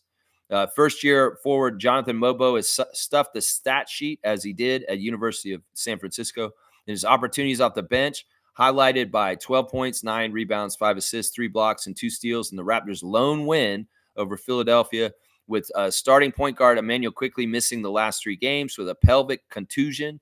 Newcomer Davion Mitchell and second-round pick Jamal Shed have averaged a combined 16.5 points and 9.8 assists per game, but with high turnovers, 5.8 per game, and the worst efficiency as scorers, then quickly. That's Kevin Pelton saying that. Yeah, 1-3. We dropped 1 spot in the ESPN Power Rankings in the first week of Power Rankings. So, yeah, I can't say that. I can't argue with that. I can't. It could have dropped us further, and I would have been like, yeah, I can't argue with that. Seriously, it sucks, man. It sucks. It sucks. All right, let's see. Carlos saying, I still believe we will hit 500 by game 20, 10-10. You're crazy. You are crazy. And oh my gosh, I don't know if that's realistic. I mean, I love that though. In some ways, that is just blind optimism for our team, Carlo. But yeah, 10-10, 20 games in. Oh man. I wish if that happens, that'd be crazy. But we're like 1-4 already. So that means we have to win 4 out of our next 5 games. So that man, that oh wait, that would be more. It's actually that would be 5-5. So we need to win. Anyway, I don't feel like doing the math. Smooth saying, honestly, I just want the Raptors to win tomorrow. I don't care if we win. We finish with the 21-61 season. Just beat the Lakers. I'm okay with that. I love that too. In some ways, I could see this happening. LeBron coming to Toronto and saying, hey, son, this is where I used to do things in 2010s and do all this and stuff. And Bronny, we're going to do that together tonight, father and son. I just don't want to see Koloko. In some ways, I could stand a little bit of a Bron and Bronny show with the fans being all cute and happy about them because they're Laker fans and Bron fans going to the game tomorrow night. But I do not want to see Koloko take the floor. I don't think he's going to be ready. So I don't think this is very realistic. It's not that he played last night, right? He didn't play last night for them against the Cavs. It's not like he just came out and started playing right away. In fact, he's not even showing up on their box score. So it's more likely that he's going to go ahead and be on the G League team for the Lakers and build up and ramp up. And maybe we'll miss him completely. As far as the 2 games we got played against the Lakers are tomorrow night and next week, like next Wednesday. So we might miss Koloko completely. Now, I don't want to see any bullshit where Koloko has some crazy-ass year once he's healthy for the Lakers, and he's like among the league leaders in blocks, and the referees are not calling half the fouls on him that they used to when he was on the Raptors in his rookie year. That's something I'll be watching in some ways. Yeah, I'm all about this. We can beat Nick Nurse and the Lakers, and those are our only 2 wins for the start of the season. Those are good ones. Those are good ones. Carlos saying the wins will come, Lex. This kind of effort will break through. I hope so. This league is so hard, and everybody else is trying to do the same damn thing that we're trying to do. And in some ways, this is a league of parity where little things can decide whether you're going to win or lose or not, like free throws or not making as many threes as the other team. So it's such a competitive league at this point. The less mistakes, less injuries can mean more W's. And in some ways, we're taking a lot of mistakes and injuries right now. That's what I don't like. G saying Pascal iced the win over the Celtics. Must have felt great for him. Felt great for me. And I love it, man. Good job, Siakam. In some ways, that 3-point shot in overtime for the Pacers last night is kind of exercising some of the demons from that bubble playoff against the Celtics, the game 7, where the Raptors fell short and got eliminated by the Celtics. There was a lot of criticism of Siakam during the bubble playoffs for various reasons. And, this was nice. In some ways, this is redemption for me because over the last 3 years of doing this channel, I'm saying the next part, Siakam, is graduating to being a clutch player that wins games right at the end. Well, he did it last night against the champs. And I knew he'd get there. I just knew that Raptors fans and Raptors franchise need to be patient. He was going to get there to that clutch place. It's just that you got to really be in the league for a long time. And in some ways, DeMar DeRozan wasn't clutch right away. He built up to it over his long career and more as time goes on. So that's something people got to realize. is that like you go in levels. Like Siakam was a role player. Then he became this all of a sudden offensively. Then he became this, a second banana. And then he became this with being the franchise player and the leading scorer for the Raptors for a while. And now he's able to take over games and win games like he did last night. That's good stuff. And I was waiting for it. I just wish it had happened here. I just wish it had happened here. Smooth saying, Lex, keep the faith. The top 5 pick means 50 wins next season. I'm serious. Well, I want to believe you, Smooth, and I'm not going to say you're wrong. I don't know. We'll just have to see how it all plays out and go with the flow and enjoy the journey. And in some ways, I'm not enjoying it today. It's partly because of 3 really bad news things: Koloko, Scotty, and then the loss to the Hornets. The Hornets? What? The Hornets? We're talking the Hornets. Okay, Allen Iverson. Smooth saying, seriously, man, sacrifice 1 year for the greater good.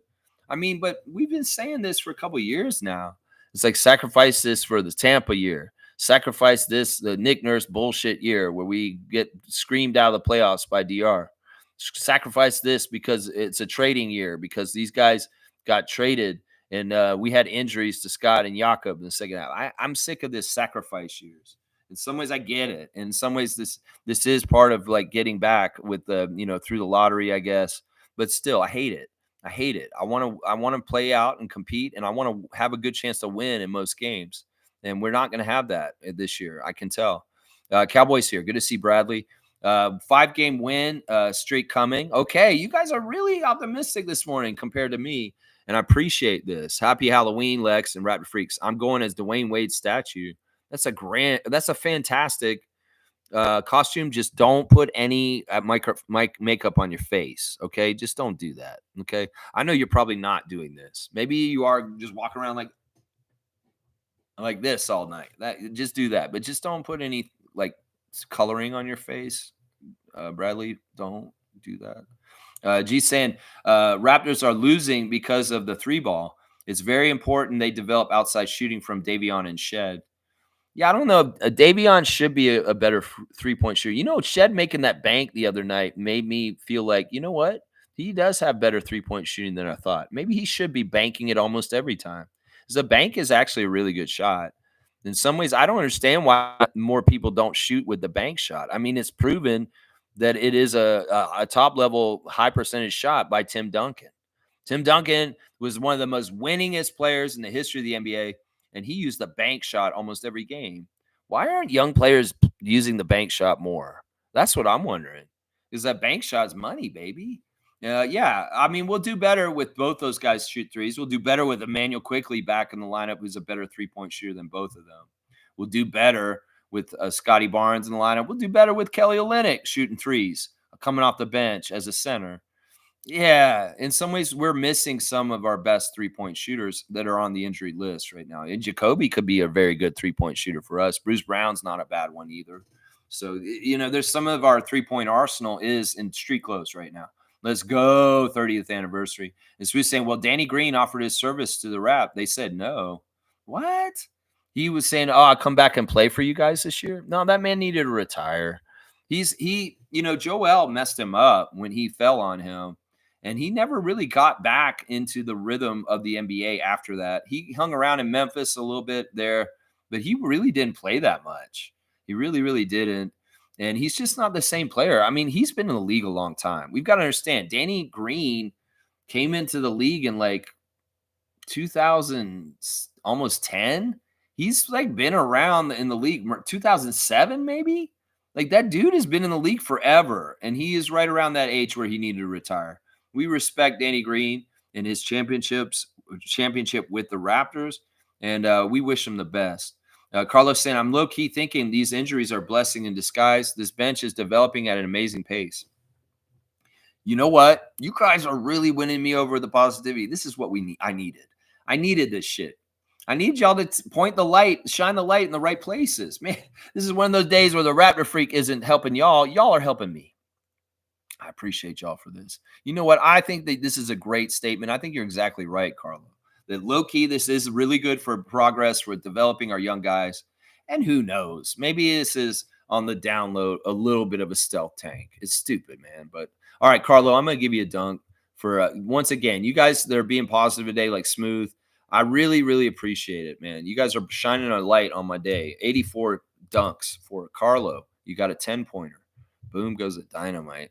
G saying, Lex, don't look at the loss. Look at the players' growth. We have star rookies. We have Grady and a young group. Smooth is right. If we have another few key pieces, they will be the next OKC.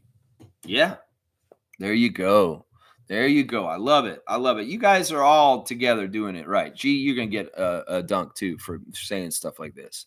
Everybody's being positive towards me about this and telling me to stop being such a fuddy-duddy of negativity. 106 for G. You got a 10-pointer also.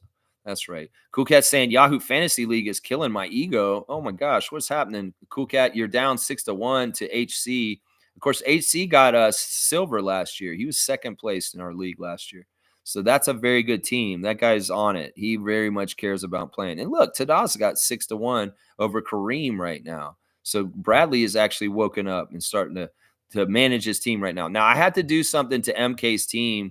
Unfortunately, MK, you can't do this. I know you're going to watch me today, Meredith. I did write you messages on this, but you have Scotty on your injury reserve. You cannot add Jonathan. I have Emmanuel on my injury reserve. That didn't mean I could go get a Raptor that's still playing. So either you got to drop Scotty or keep Mobo. And I'm going to go ahead and do it myself because he broke the one Raptor rule. And he got a game out of Jonathan last night, and that actually shouldn't count. But, yeah, I'm going to drop Jonathan Mobo from MK's team right now, and he's going to have an open roster spot because, honestly, he should have never done that. That is a big no-no. And just so y'all know, if you get a Raptor and they have to go on the injured reserve, that doesn't mean you can go get a new one. That does not mean that. So don't do what MK did. Seriously, guys. Do not do what MK did. I know he doesn't want to drop Scotty, so we're going to drop Jonathan Mobo right now, and I just did it. And I'm sorry, MK. That's just how it is. I'll use the commissioner's tool when you break and that's why you'll see it like that on there, just so y'all know. So, yeah, either you got to drop Scotty or you can't have Jonathan. Jonathan should be on a team where nobody has a Raptor. And honestly, there's a lot of teams that still don't have a Raptor. They could go get Jonathan Mobo right now. But you can't, Meredith, because you have Scotty, and he's on your injured reserve. That's just the rules. That's always been this way in this league. I'm sorry. If I was going to do what you're going to do, I would have another Raptor, like Jamison Battle or somebody else on my team, because Emmanuel's on my team, and he's in the injured reserve. Doesn't mean I can go get an extra Raptor. It's just the rules for our Raptor Freak fantasy league. I'm sorry. It's just how it is. Carlos saying, nobody thought Grady can turn out like this. Oshai turned out to be a reliable piece. Yeah, those Kansas Jayhawks are really to the bright spots for the Raptors so far this season. They've been fantastic. Fantastic. UC saying, true, Shaq is a real one. Yeah, Shaq understood that these guys are all trying to live their livelihoods, and getting hurt is no good. In some ways, it's a very honorable way to play. It's almost like Shaq has an honor of a samurai or something like that. He's like, I don't want to try and hurt people. Because honestly, Shaq could have taken out people left and right throughout his whole entire career. Because look at the man. The man was bigger and faster than anybody at that size, and he could have hurt people left and right. And people hit him all the time, but he didn't take cheap shots back and put people out. Do you remember people talking about how Shaq took me out or this like that? No, because it wasn't like that. So that's evidence right there that people don't need to play like Joel and Nikola do. They don't need to be playing like this. Seriously. That's right. Smooth saying, is Grady already better than Gary Trent? I'm being serious. I think he is. He's more dependable. I mean, Gary's at Milwaukee right now, and he's still putting up 8-point games here and there. Seriously. He's starting for Milwaukee. He's still having just as inconsistent games as he did last year for us, for the Bucks right now. On some nights, I don't even think he's had a very big game for them yet, like where he's gone over 30 or anything.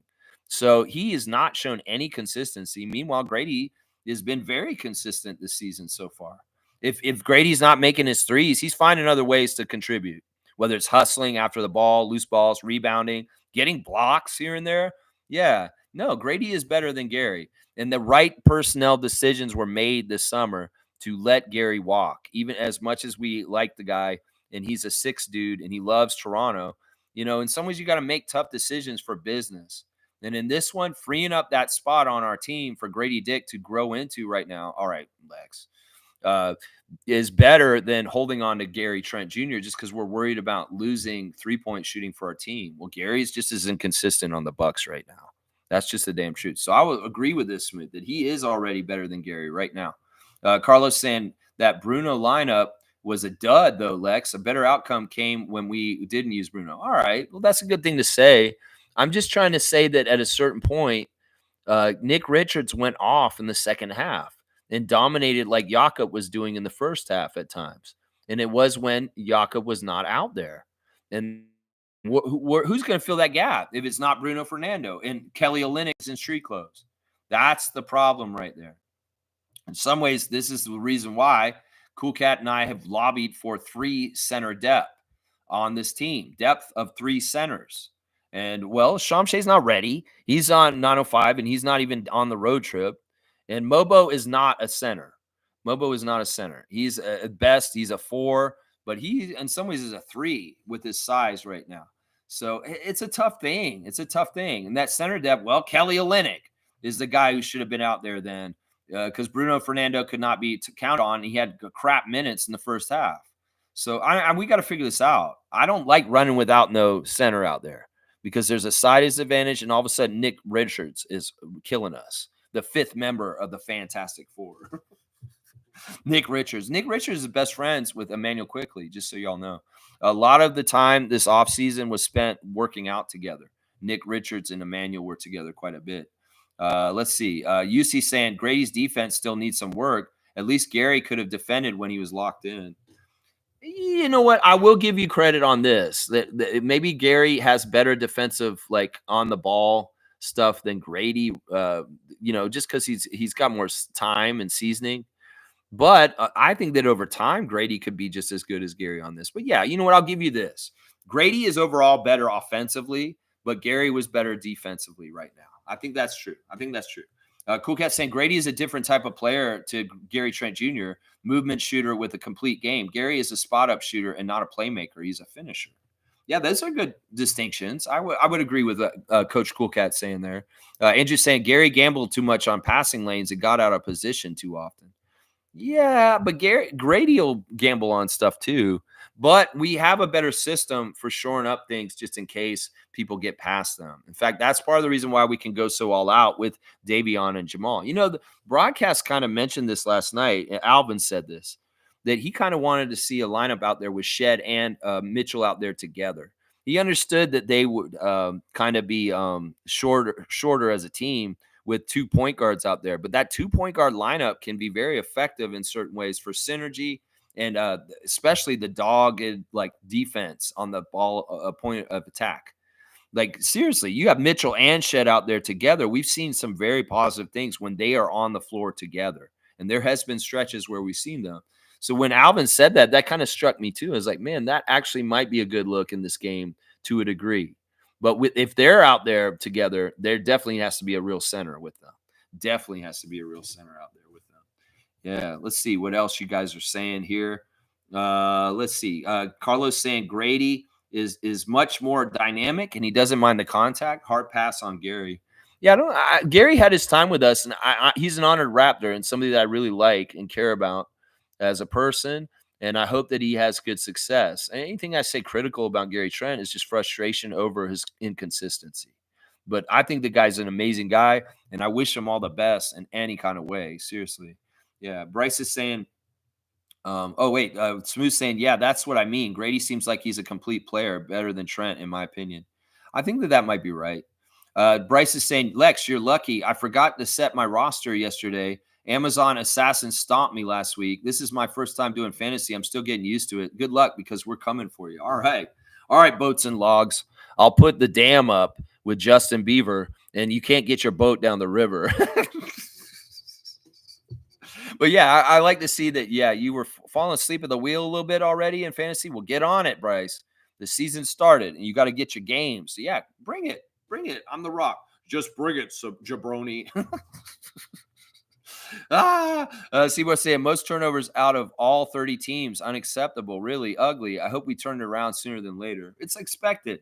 We have more rookies and young players playing a lot of minutes than any other team in this league right now, probably. I mean, we have one of the youngest teams in the league, and we also have a lot more of the younger players playing a lot of minutes than most of these other teams too. Even like a team like Oklahoma City Thunder, who are kind of young too, have like experience with their young players more than we do, because we do have 3 rookies that are in the rotation right now that are playing major minutes. And also, Grady Dick is a second-year player. Oshai Baji is only a third-year player. And these guys are young. Most of our team and everybody's playing for the Raptors right now is under 25, if not 24. So I mean, the turnovers, they can be unacceptable, but they're par for the course for where we're at with our age group. Brian's here. Good to see Brian from To The Point, guys. Let's see what he's saying this morning. What's up, Freak Nation? Let's keep up the positivity and appreciate the Dick's growth as a player.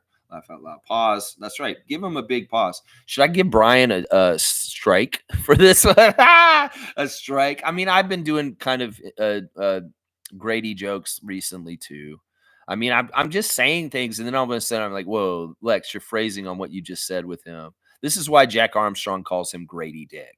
He makes sure he says his name every time he says it. I mean, I get that. Andrew saying, good thing is no matter what, we still get an influx in young talent. We have 5 picks in the next 2 drafts. There you go. I like that attitude. That's the right one.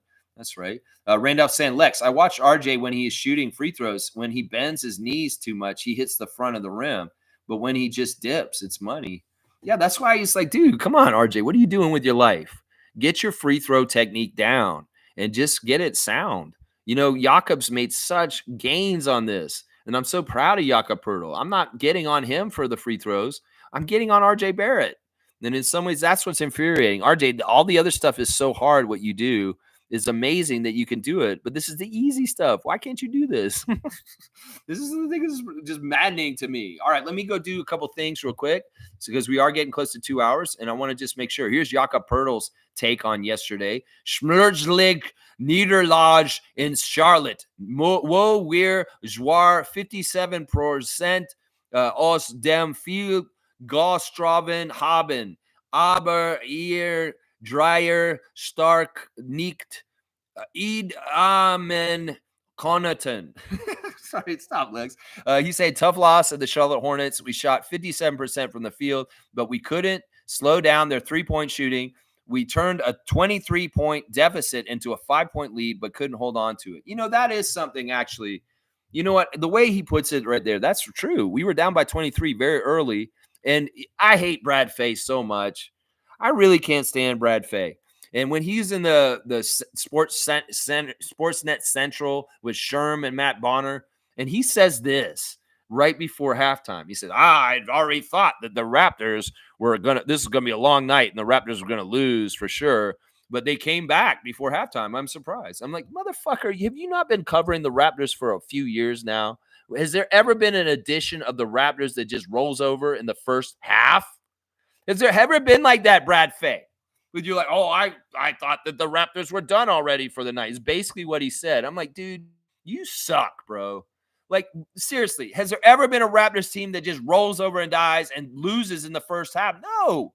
We come back in the second half and we try to make up the difference. So, Brad Fay, 2-finger salute to you for being a broadcaster, negative ninny, and say, I'm so surprised. I thought the Raptors were done, dead in the water right from the start of the game, the way it was happening. Motherfucker, have you not watched Raptors games? You get paid and you're in the broadcast. You do not understand the MO of our franchise, that we are never going to give up. We may not win, but we're going to put in a good, strong effort and try our best to come back and, get a 5-point lead like Jakob said.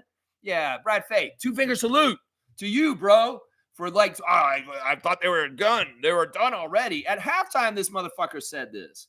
Man, you've been covering this team for how many years now, Brad Fay? Get it together, motherfucker. Yeah, that's what I got to say to him right there. Yeah. Fiercely saying that smooth. Grady definitely providing us more than Trent Jr. in regards to what we need. It's just the beginning. He's definitely a straw that stirs the drink as far as his cuts and his layups and his transition and his getting after it and his kind of player that's going to jump out of bounds to try and save a ball. Yeah, he's hitting the floor. It's like it's playoff time. There's a lot about Grady that's very, very good. Very, very good. He's a lot of energy. Carlos saying the Hornets hit some timely threes in the fourth. Times are changing. They have a good coach now. Yeah, Charles Lee was very good. I thought he was. They may be not as good if Steve Clifford was there. Honestly, maybe they lose this game last night. So, Hornets fan, if you're listening to me right now, the upgrade at coach was seen in what happened last night and some of the other games you guys have won this year. So, man, and yeah, there were timely threes for sure, and annoying threes. Josh Green was annoying. Grant Williams was annoying. Yeah, Trey Mann was annoying, and LaMelo with his three pointers in the second quarter was very annoying. Very annoying. Carlos saying the Hornets hit some timely. Oh yeah, I read that. Fiercely saying an ovation because he's from Cleveland or because he's LeBron's son. Either way, it's ludicrous. Well, it's because they're from Cleveland. They're from Akron. LeBron James is a hero in the state of Ohio. Remember, he helped them win their only championship in the NBA. So LeBron is very friendly in Cleveland, obviously, because they love him there. Even though he's burned them twice and left them twice, he took off on them to go to Miami and he took off on them to go to LA. But they still love him because he brought them a championship. So in some ways, Bronny, even though he probably hardly lived in Ohio, maybe a little bit, is like a darling because he's LeBron's offspring. And LeBron is Akron, Ohio. And Cleveland, in some ways, is his home team. I mean, when LeBron retires, he's going to get his jersey retired in Cleveland, right? He probably will. He'll get his jersey retired in all three places that he's won championships in. So, that's how it is right there. That's just how it is. Of course, they're going to cheer him. Smooth saying, the one player I worry about is Jakob. I hope he doesn't ask for a trade. He's not going to do that. He's not going to do that. I wouldn't worry about this. Jakob is very, very honorable. We had a deal with him to re-sign with us, and he followed through with it. In some ways, he's very happy on the Raptors. I don't think he's upset about this. I think that you guys got to understand Jakob's goals in the NBA right now aren't necessarily championship or bust. I think it's to stay healthy, have fun, and enjoy what he's doing. And I think that Jakob's an intelligent enough basketball player to understand the situation in Toronto is growth and growing towards more winning. He went through some tough years in San Antonio after we traded him there, and there was a lot of losing.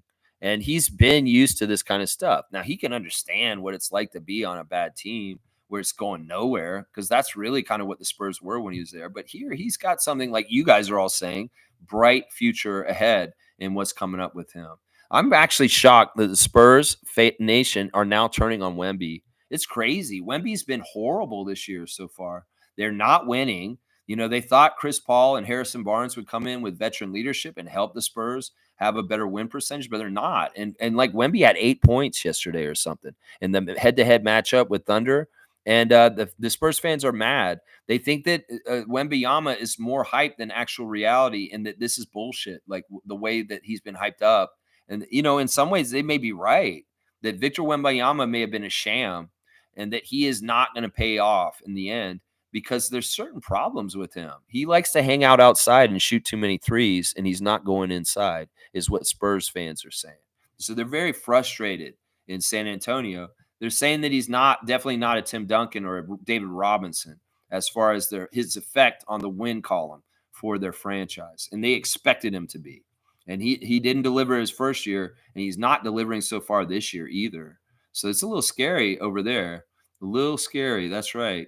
Let's see. Carlos saying, I predict IQ will play on Friday. I hope so. That'll be exactly a week since he's been out, right? He's been out since, he got hurt in the first game. So it's been out a week already. Yeah. Tristan's here. Good morning, everyone. Have a great day. Good morning to you, Tristan. Thanks for coming in and saying hi. Raptor Freak Tristan. Smooth saying Jakob is a championship piece. I really hope he's a long-term part of this team. Well, I'll take him for his 4 years at $20 million a year, at least for that. Now, after that, maybe it is time to move on, because somebody like Shamshay or somebody new is on the team or something like that. But I want to honor Jakob's full contract through the time. But honestly, some of these tank idiots that love talking, they could understand that if we do trade Jakob sometime this season, we will go even further down in the standings. And some people want that. That's part of the reason why some people are saying get rid of Jakob, although he has been so steady and necessary for any kind of winning for the Raptors. Any kind of winning. Yeah. Carlos saying, I get the feeling Jakob will stay for the rebuild. He will. He's already said it very explicitly in interviews. In some ways, just because certain people have certain goals in their life doesn't mean other people have the same goals. And Jakob Pertl understands he's an NBA player. He's the first ever player from Austria to play in the NBA. In some ways, championships are rare. Championships are very difficult to get, and there's no guarantee you'll ever get one. Part of the reason why he wears the 19 is because of 2019 for the Raptors. It's a little bit of an inside jab at, well, you traded me, and your trade ended up making you guys get a championship. I want to remind all y'all that. But in some ways, let's not get it twisted. Jakob Pertl is a millionaire that plays in the NBA, and he's very happy. You could pinch him, and he'd be happy. In some ways, he's a cerebral basketball player that likes to see progress. Well, he's going to get a lot of satisfaction in that from playing on the Raptors because the progress will be there, as you guys have stated to me today. So that's what I say about that. That's what I say about that, He's developing two-man games with Grady, Mitchell, and the rest of the team. Yeah, he's really. I think that's the stuff that's enjoyable to him, is working with people like IQ, Davion Mitchell, Jamal Shed, and learning how to play off of them. And honestly, Jakob has progressed and gotten better this year. We've all seen it. There's certain things he's doing better, if not the free throw shooting. There's other things he's doing better in movement out on the court that has been pointed out also. So let's see. Andrew saying, I hope Grady gets his flowers for being a promising young player this year. Well, one of the things that Grady needs to do this year, he needs to be in the Rising Stars game. He better be in it. He wasn't in it last year, which was an oversight because the first half of his season, his rookie year, was not good. So it was late. But this year, he's going to circle around. He's going to be in that NBA All-Star Rising Stars game in the sophomore team. And that will be cool. So I would have to see that is the part right there that's pretty cool about that. Wait, all right. It jumped ahead. I'm going to make sure I don't miss any comments. Smooth saying Charlotte is a loser franchise, man. The last time they were relevant were in the early 90s. Yeah, LJ, Alonzo, Muggsy, Del Curry. Yeah, Kenny Gattison. yeah. Well, way back. Yeah. Smooth saying, why does Charlotte even have a team? I mean, I like them having a team. I mean, that's basketball country. UNC, Duke, North Carolina is important for basketball country. In some ways, the college stuff is more important than the NBA team. But the Hornets have an interesting story because they lost them and they went to New Orleans. And then there was the Bobcats era. But yeah, in some ways, I like the Hornets franchise. But to me, they've always been kind of like one of those teams. And, a lot of people think we should be one of those teams and that we're rightfully where we should be, but we're not. We won a championship, and we've had a lot of excellence in Atlantic Division championships and stuff like that. So, that's the way I look at it. Andrew saying, thankfully, we aren't the Hornets, man. That team has so many issues. Yeah, Miles Bridges. Like, honestly, I don't like that team's build. And, they have new owners, as they were pointing out on the broadcast last night. So there is a new regime, and maybe they're going to get some better things going. I mean, Charles Lee is a good first step. I'm not going to lie. Brandon Miller is a good first step. Not going to lie. So those are the things we got to look at. Yeah. Smooth saying, is it because of North Carolina Tar Heels? Yeah. I mean, that's Charlotte is actually a pretty large city. And, that's where the NBA wants to be, is where the markets are to make the money. And, well, Charlotte, the fans didn't really come out for a Hornets-Raptors game last night. But, there is basketball fever around that area of the country, and that's part of it. Andrew saying barbecue has only played about 250 minutes together. It sucks that we still haven't really seen what that team could do fully healthy. I know it sucks a lot. I'm hungry for the real barbecue. I don't want just the meat. I want the corn on the cob. I want all the sides, All right, whoever's calling me, you're just going to have to wait. I don't even know. I thought I turned the ringer off. Either way, it doesn't matter. Let's just keep going. Andrew's saying, I don't like tanking. It builds a losing culture. But, man, if we got a top 3 pick, we can be in position to contend in the next 3 or 5 years. Yeah, who knows? I'm. It's not that I'm instant gratification. It's just that I want to get some wins when I think we should be getting wins. And last night was a win that we penciled in. That's maybe why I'm so pissed off, because I seen the beginning of the season. I'm like, well, that Charlotte game is one game we could get, and we didn't get it. And that's probably the main reason why I'm so pissed off today right now. That's right. Carlos saying, exactly, Andrew. Give this front office a top 5 pick, and you get the next face of the league. In some ways, man, we got a guy right now who's got a broken face that needs to be the next face of the league very, very soon. All right, let me see. What else? There's some other things on my tabs. Let's do the Instagram stories. We got Grady taking the dunk up in the lane against the Hornets last night. I like that. There he is coming into the game with the black Raptors sweatshirt on. There's a stat line: 30 points, career high, with 3 rebounds, 2 assists.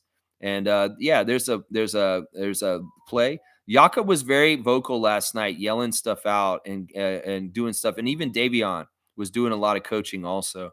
Manu Quickly has got a really cool little cartoon on here. He said, "I love to have a helicopter," and then he says, "It says I'd love to have a helicopter. That's my dream car. I want that off-road car. Look at that new car. If only I could afford a car. I wish I had a bike." And then he can go anywhere. He's kind of showing like different things where it's like, all right, helicopter, really nice car, okay car, just having a car, having a bike, being able to walk, and then being in a wheelchair. It's really deep. And it's a message of gratitude for what you've got is what Emmanuel's trying to get across right now. And I don't know, it's pretty deep. And I don't know if this has anything to do with what's going on with the team or just how he feels about life right now. And but either way, Emmanuel, I love your set of values. And I love, like, sometimes in your stories, you really do kind of put stuff out there that's very wise and people need to pay attention to. Jay Nathan's got a bunch of highlights from his first start last night, getting the first start in Charlotte. There he is coming into the game in his hoodie with his bag. That's not the rookie bag. Where's the rookie bag, Jonathan? You're supposed to be carrying the rookie bag out in front so that everybody can see it whenever. You guys are slacking on your rookie bag duties. You better do that. There's a nice alley-oop lob to Jonathan during the game.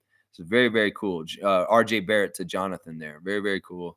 Some cool highlights. For Jonathan, there's a putback dunk. Very, very nice. Yeah, Jonathan was good. He wasn't a bad starter last night. In some ways, I would have preferred Boucher or Oshai, but Jonathan did fine. Davion Mitchell with a young fan at courtside. I'm not even sure who that guy is. I don't know why he's this guy, Gabe. I don't know. He's just some dude. You want to take a picture and you put it up there. Let's see. What else do we got in the Instagram stories? Of course, we had the new open gym come out yesterday. It's a fantastic episode. It was almost a half an hour, which was fantastic. And we got a meshing of the past and the now. A really heavy episode on the first year of the Raptors and the Sky Dome and Damon Stoudemire. And it was kind of cool to see Oshai and RJ walking around in the Rogers Center talking about the first season and the first open gym episode. Now, people are giving RJ crap because he said he didn't know that the place was called the Sky Dome. Y'all, we need to realize that RJ is like born around 2000 and that place had already been renamed Rogers Center by then. And the days of it being the Sky Dome were already past. So RJ not knowing that our home arena for baseball was called the Sky Dome is not a crazy thing because in some ways, first of all, I'll say this. RJ never really was a baseball guy. You can tell that. And then second, his age is what it is. And in some ways, just as some people won't remember that it was the Air Canada Center, it's going to happen at a certain point because the name changed for the place. So some people are giving grief to RJ about that. I think that's silly. No, who cares if RJ didn't realize that the Rogers Center was once called Sky Dome? Who cares? That episode's really fun. In some ways, that open gym episode is taking what Alex Wong did with Prehistoric and putting it in video and audio. There's a long, extensive part with John Batove Jr., which was fantastic. I love seeing him get his kudos for the start of the franchise. Some really good footage in there and just great interviews. Glenn Grunwald, you were awesome, man. And hearing you say us and we means this dude is a real one for Raptors. In some ways, Glenn Grunwald being a former GM for us and being one of Isaiah Thomas's best friends, he's still with us. In some ways, Glenn Grunwald's still at games and advising our Raptors people from time to time, and he's still a part of our franchise. So salute to you, Glenn Grunwald, for being a real one and showing up on the Open Gym debut episode for this season and being a real one and professing that he thinks of it as us, the Raptors, and that he's in with us. And I like that. That does go a long way. But yeah, great open gym episode. And they're alluding that the next episode will be all about Vince and the retirement game. I'm sure it will be. And I don't know. Mike messaged me last night after watching the first open gym, Logical Raptors fanatic, saying, Lex, do you think in the next episode with Vince, they'll cover what happened with him and maybe tell us more about the exit? I don't know, Mike. I'm not holding my breath on that. But, if they're going to document the Raptors' history, the 30 years in the Open Gym series this year. That's actually going to be kind of fun. I like the flashbacks with the new. And honestly, that may be easier for y'all to do and edit, because in some ways you want to cover the team all too close and do it the classic way. You're going to do some history lessons for young Raptors fans about the first year of the Raptors, and Jean Tabak and Ed Pickney and Alvin Robertson. That's great, because y'all are doing some good educating there, and I appreciate it. I really do. So fantastic first episode of Open Gym. I'm glad the format is back to almost a half an hour. And if you haven't seen it yet, go watch it. It's very, very good. Very, very, very good episode. Yeah, let me see. What else is on the Instagram stories? That's about it. The 905 people are messing around doing behind the scenes stuff on 905. That's all. That's all right there. All right, let's see. Infamous is saying, Smooth saying, I'm willing to sacrifice this year, man. Okay, maybe what's going to happen no matter what. We don't know. Infamous saying, the more our star players don't play together is a year in regression and development.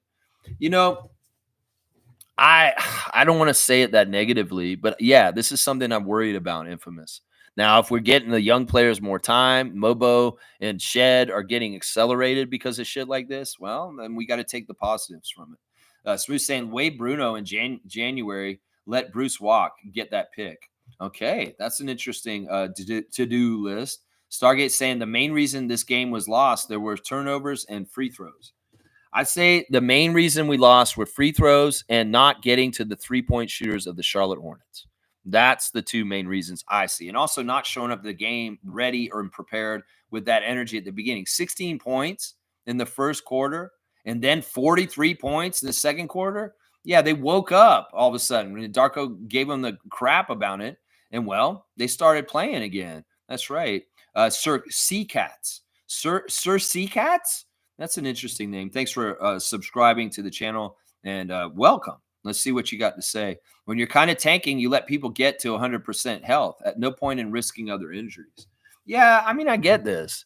And that's kind of what my point was saying earlier to Sixers Nation that was saying, oh, our guy, he played with a broken orbital bone after Siakam elbowed him in the face. You get what you get. And yeah, but that was the playoffs. And that was higher stakes. And that was then had to be healthy Embiid for them to get anywhere in the playoffs. So that's exactly true. It's like we're like 5 games of the season. Scotty's hurt. Yeah, we're going to force him to go out there with a broken face. No.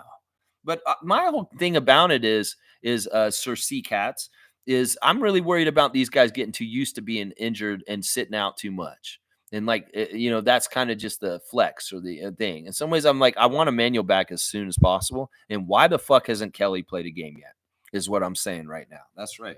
And I get it. You're saying you got to wait till they're 100% health. Well, is anybody ever really 100% health anytime? There's always nagging injuries and soreness and maybe a little bit of a low-key injury on the download that you can play with.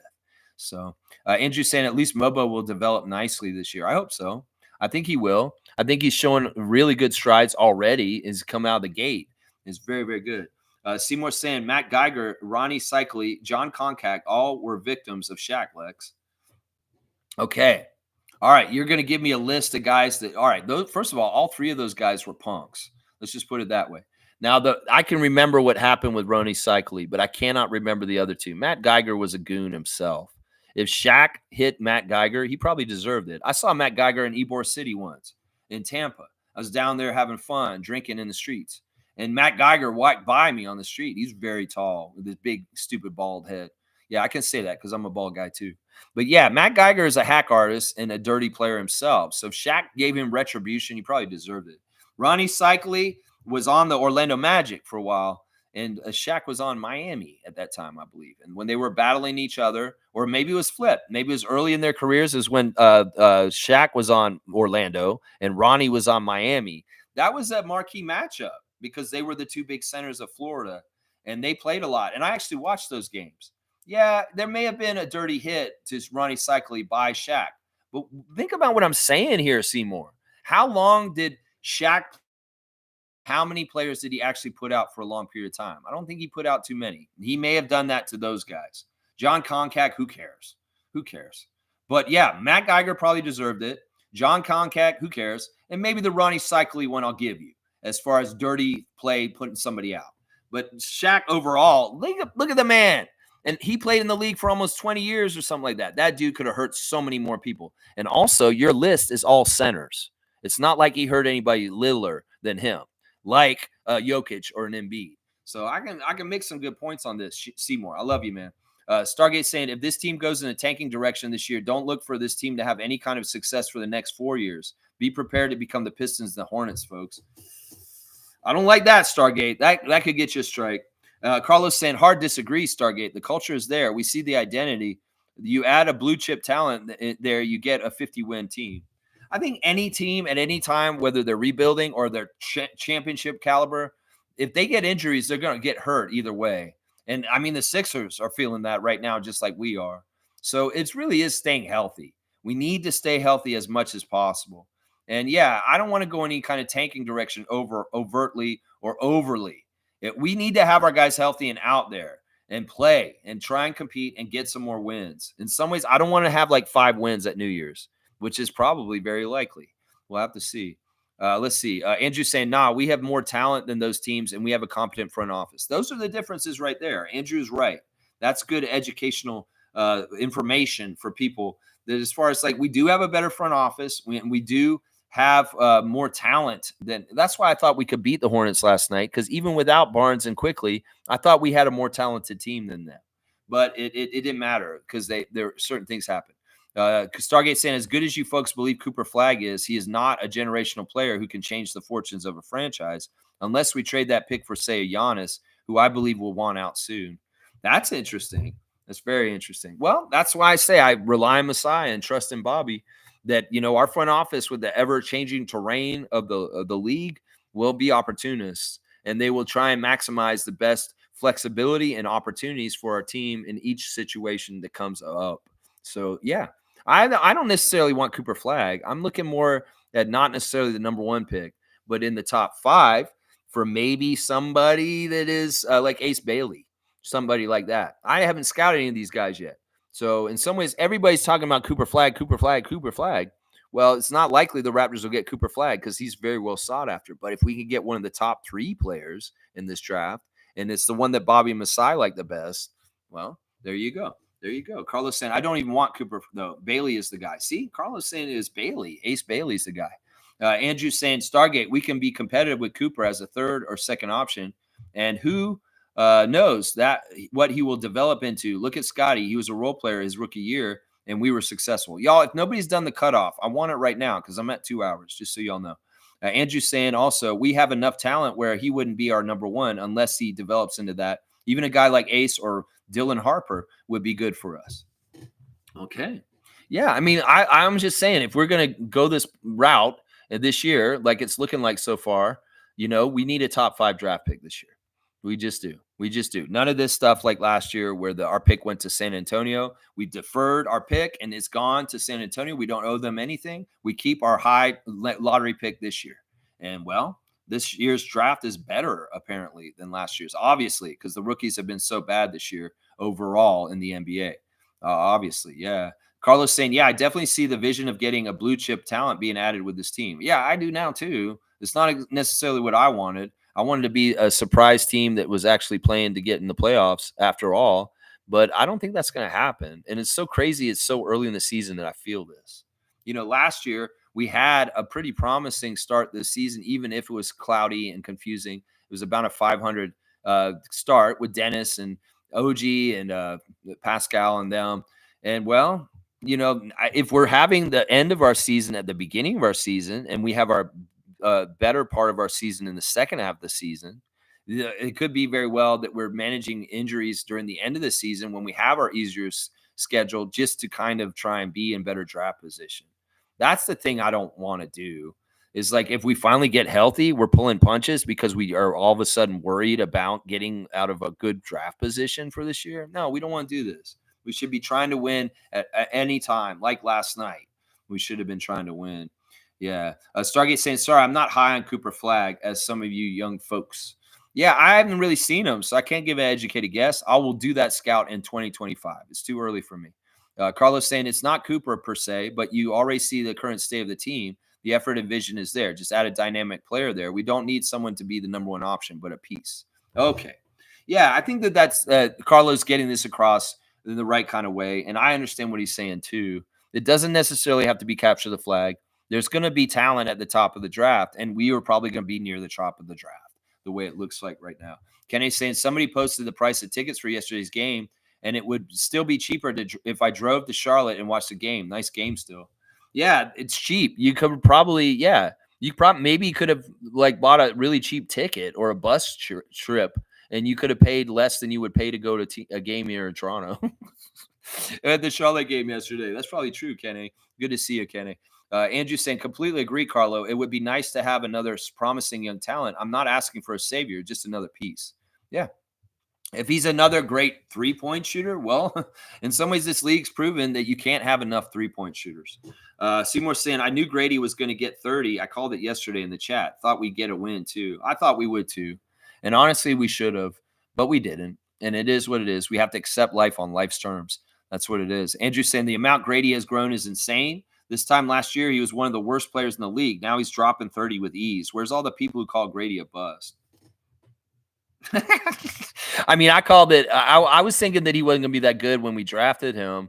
And then the beginning of the season, I was like, oh, man, don't make me right. But I am so happy I'm wrong. I'm so happy I'm wrong. So, yeah, I was somebody who was not big on the Grady pick. And I'm glad I'm so wrong and that Masai and Bobby are more right than me. Carlo, and that's other content creators. Are you able to say that I'm glad I was wrong?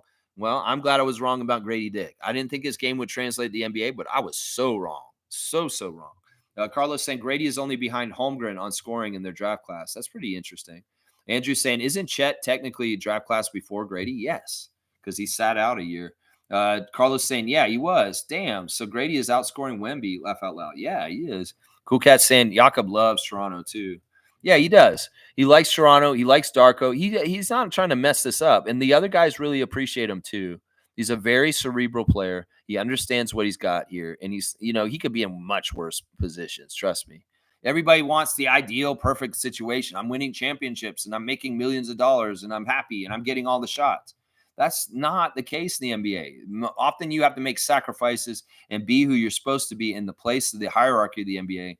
And that's just how it is. So it's like, yeah, at least he's somewhere where he's happy with the city, the management. He could be on a team that he really doesn't like, and that could be much worse. Grass is not greener on the other side, is what we're saying. Stargate saying, oh, so the great Victor that everyone is saying was saying as the next generational player is not living up to the hype. Laughing my ass off. I thought tanking works. There you go. Boom goes the dynamite. Stargate, I'm going to give you a dunk for that one. Because in some ways, it's exactly true. Spurs fans are really mad right now. They're extremely mad right now. And it's kind of interesting. Stargate, you're getting a dunk. We're giving you a 10-pointer, 78. 78 dunks for Stargate, the man, the machine. That's right. So we're saying Grady averaged 18 points per game this year. Wow. He's going to get up over 20. Watch. Andrew saying, I'm not worried about Victor. He had one of the best rookie seasons in NBA history. He did have it for stat stuffing, but I think that they're worried about him with him and what he translates to winning. That's the problem. In some ways, he should be translating to wins, and San Antonio's not winning. And that's a problem. They've never won while he's been around, and that's a problem right there. That's a problem right there. So we're saying, I think he will average 18. I think he's going to average over 20, Grady, especially if nobody's healthy and he's the guy who has to do all the scoring for us this season. Yeah. Victor needs a post-up game. Yeah, I'll agree with that. Andrew saying people just put unrealistic expectations on the dude. Averaging 20 points and 3.5 blocks per game as a rookie is nuts. Yeah, I don't know. In some ways, I love the Spurs. I want Victor to be good. But in some ways, there's some real warning signs that things aren't exactly right. And that this is, in some ways, maybe this really skinny, long, crazy alien player does not have a winning place in this, even if he's so crazy tall and stuff like that.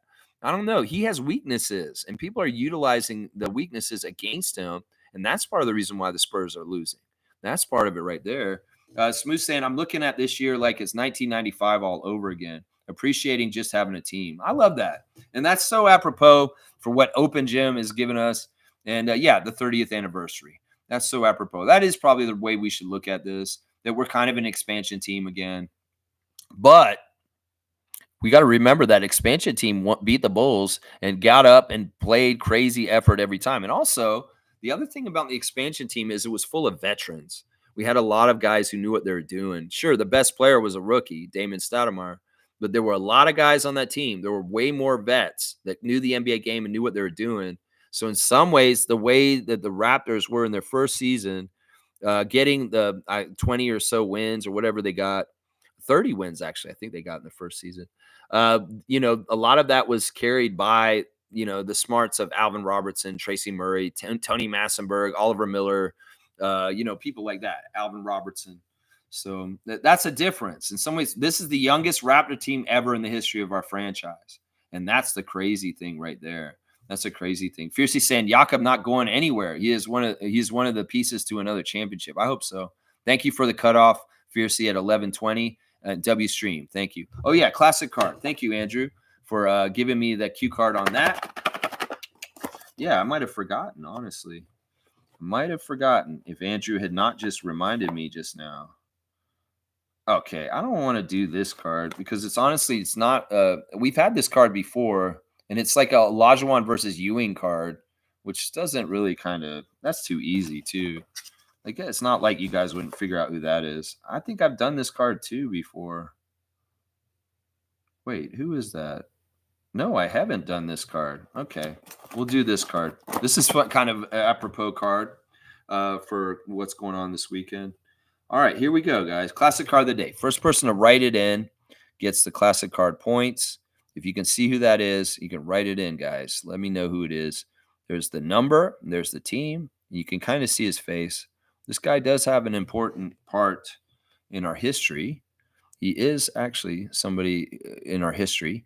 So let's see. Anybody got this classic card? Write in the full name. Do not half-ass it. Write the full name out, and you will get the classic card points. Michael Pietras is not right, Smooth. That he does kind of look like Michael, and that's the right team for Michael. Jason Richardson's not right either. That's a good guess, Stargate. That's getting closer in the timeline for this.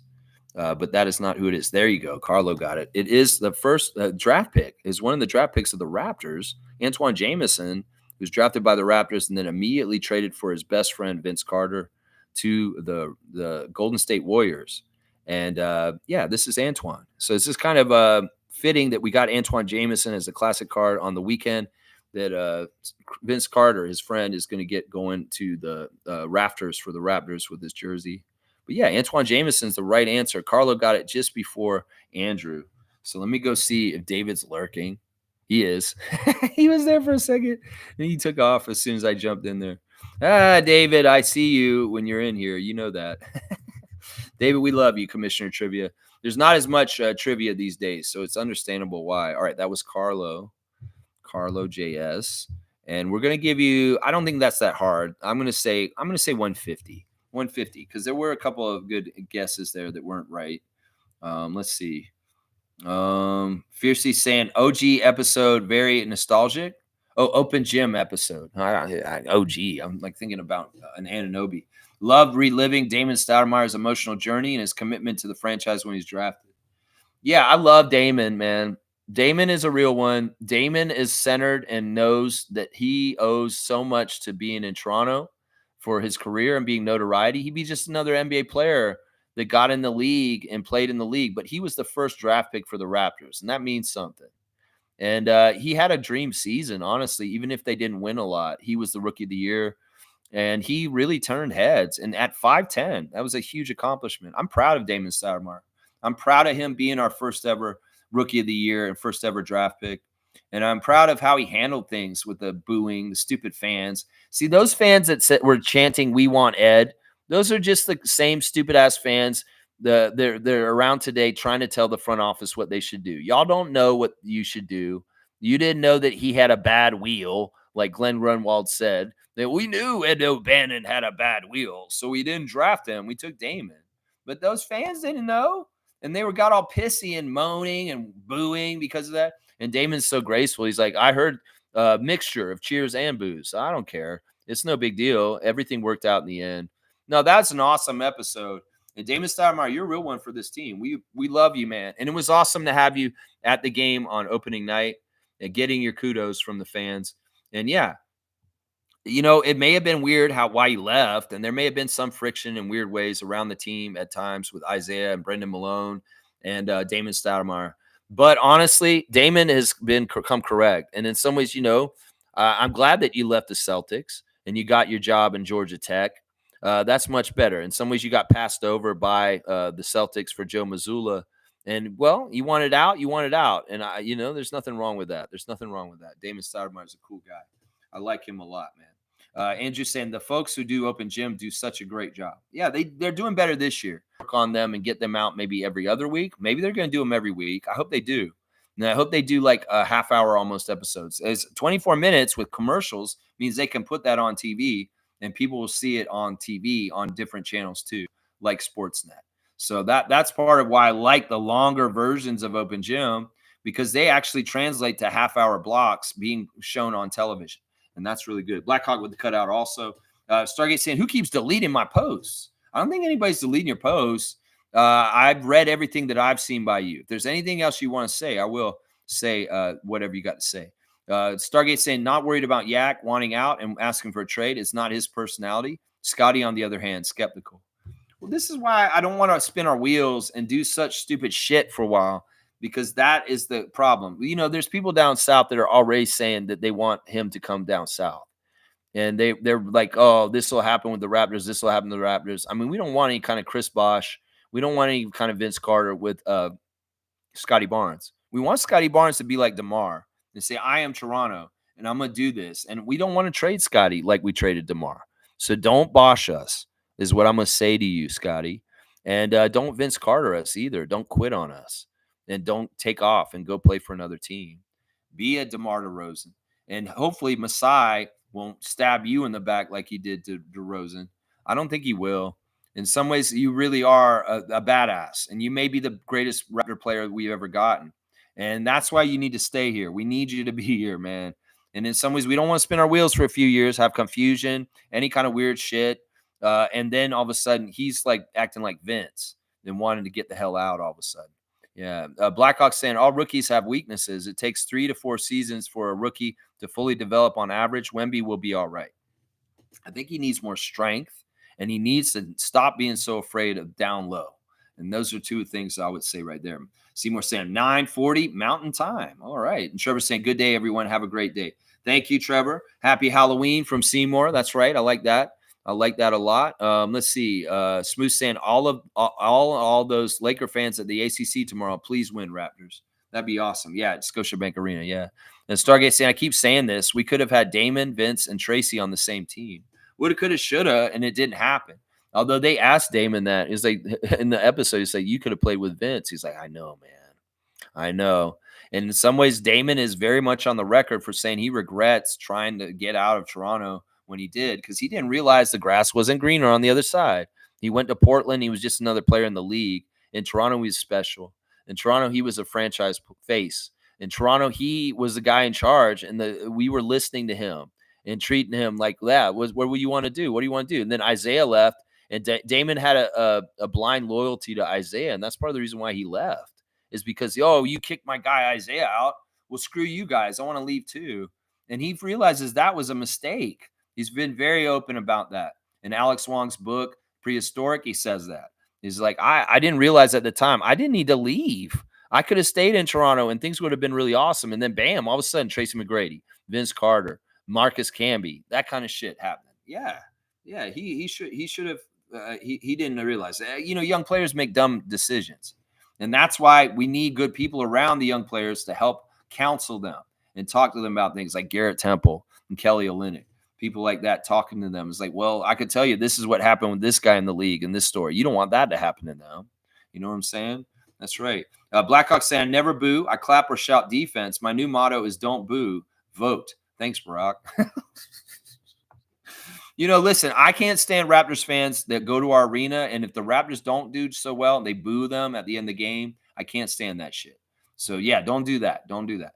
Stargate saying, exactly, Lex. There's a huge contingency down in the U.S. trying to lure Scotty out of here. 2 years or more losing and tanking may just put it over the edge. That's my worry. We'll see. Well, I will say this. There are signs that Scotty is a little bit more connected to the Toronto market than Bosh or Vince. Some of it is the condo that he's in charge of building and helping them build. Some of it is that he is really, really not a liar, and he's a super loyal person. There's a lot of stuff about Scott and the way he handles his friendships that tells me that he is more like DeMar in that way than somebody like Bosch or Carter. But this is a real concern for Raptors Nation.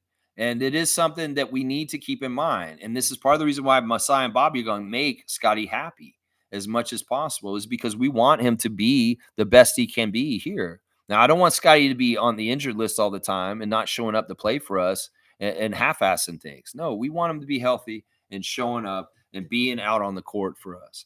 I don't want to speak anything into existence, Stargate. Scotty Barnes loves Toronto. Scotty Barnes is a Toronto Raptor. Scotty Barnes has had all the best things happen to him since he's been a Raptor, and he understands that, and he can have even more greater things happen down the road.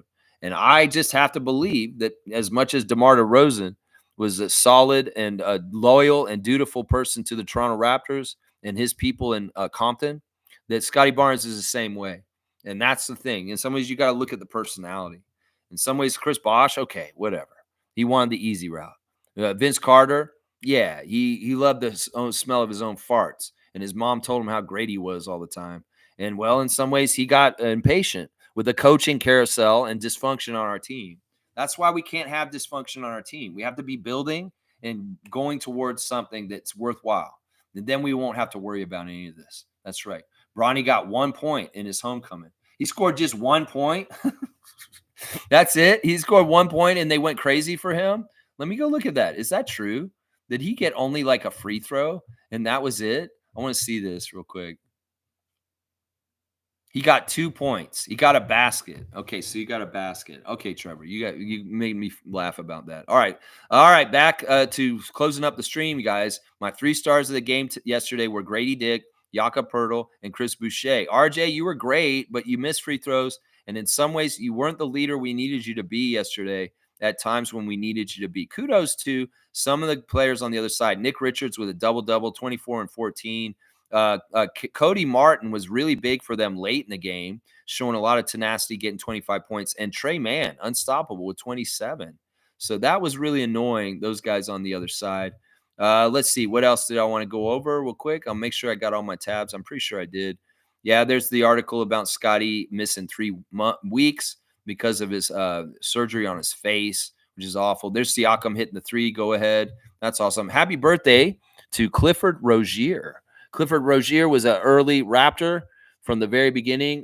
He is turning 52 today. Happy 52nd birthday to Clifford Rozier. And also, guys, here's another big birthday today. And this guy's turning 56. This is just shows how old this guy is. Happy birthday, Antonio Davis. Former Raptors All-Star is 56 today, guys. Davis, 56 today. So happy birthday to Antonio Davis, former Raptor who played with Vince. Now, Antonio Davis, are you going to come up and say hi during our 30th anniversary season? That would be cool if you did. I mean, in some ways, I know you said something about the metric system. Maybe you don't really like Canada or something, but if you came up and waved to people, that'd be awesome. It's your birthday today. Happy birthday. Happy birthday. Y'all get on your fantasy teams and make sure you're keeping up on them. Seriously, that's important. All right, let's get out of here, guys. Thanks for watching me. Thanks for helping me, quite frankly. I had a lot of angst and anger, and y'all did a good job. I felt like I laid on the couch, and y'all were my shrink today. Y'all kept the picture on the future and the brightness and the development and the things that we're building with, and that is what I needed to hear today. In some ways, I was going to come in here and just yell at RJ all morning, but I didn't do that. And I appreciate y'all for shining a light when I was in the darkness this time. I know at times I'll be the light shining in the darkness for you guys. And well, it's a 50-50 two-way street. And I appreciate y'all for coming through with the optimism today when the eternally optimistic Raptor fan Lex couldn't see the optimism right now. And I appreciate it, man. G saying, I said it last time. We need an enforcer type not named Scotty. I hate to say it, but Draymond Green type. Teams are extra aggressive against the Raps, and refs are not blowing the whistle. Yeah, an Oakley. Yeah, an Oakley, a modern-day Oakley for us. You know what? You may be right. You know, in some ways, this is true. That in some ways the refs aren't going to give receipts with fouls. Well, we need to give receipts with an enforcer. Yeah. You know what, G? I'm starting to understand what you're saying here. All right. I appreciate everybody. Fiercey saying, we got this, Lex. Go Raptor Freak family. Thank you, Fiercey. I appreciate y'all. Let's go Raptors. Please like, comment, subscribe, share, or join. Membership has its privileges. We have a private Facebook group where we actually live comment during every game. So if you want Lex's comments during the game, you can join our group and you can get access to them through our Facebook group. There's other good, cool perks too. So consider joining as a member of the channel. We need Dylan Brooks. Yeah, it's not bad. That's one of the people that Spurs fans is complaining about. That Dylan Brooks knows how to guard Wemby so well. Of course, we saw this in summertime with Team Canada playing France. And they played him like 3 times during the summer. And we watched all 3 of the games. And every single time, Dylan Brooks pushed him around wherever he wanted to. And the fans and the Spurs are like, why can Dylan Brooks do this to him? I was like, well, he's really good defender, and he understands how to handle Wembanyama right now. All right, y'all, thanks for watching me. Tomorrow, I'll have the preview for the Lakers game on Friday night, the ref report, the latest lineup news. Hopefully IQ's coming back. We'll have to see. So, yeah, have a great Halloween. Be safe out there.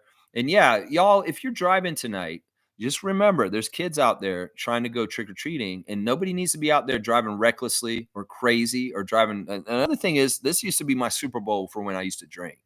This is actually the last time I drank was a binge from a Halloween all the way into like 10 days into November. I just went on a crazy drinking binge the last time I ever drank. And it started from a Halloween. So please, if you are going to go out and have a good time tonight for Halloween, whether it's the weekend or tonight, please don't drink and drive. Please get a cab or take this public transit or get a friend to drive you that isn't drinking. Because seriously, we don't need any tragedies. And once again, there's a lot of children that are on the street and they're going to be out trick-or-treating. And we don't want any sad things happening just because you're a knucklehead and you're out there trying to have a good time partying some stupid way. All right, y'all. Let's go Raptors. I'll say it one more time and I'll get out of here before 2.5 hours. I appreciate all y'all. I love you. Thank you for shining a light and making me feel better. You really did. You really did. All right, Scotty, get healthy. IQ, get healthy. Kelly, get healthy and return to the lineup. We need y'all, obviously. If we're not beating teams like the Hornets right now, we need y'all to get healthy and get back. Let's go Raptors and get healthy. Healthy.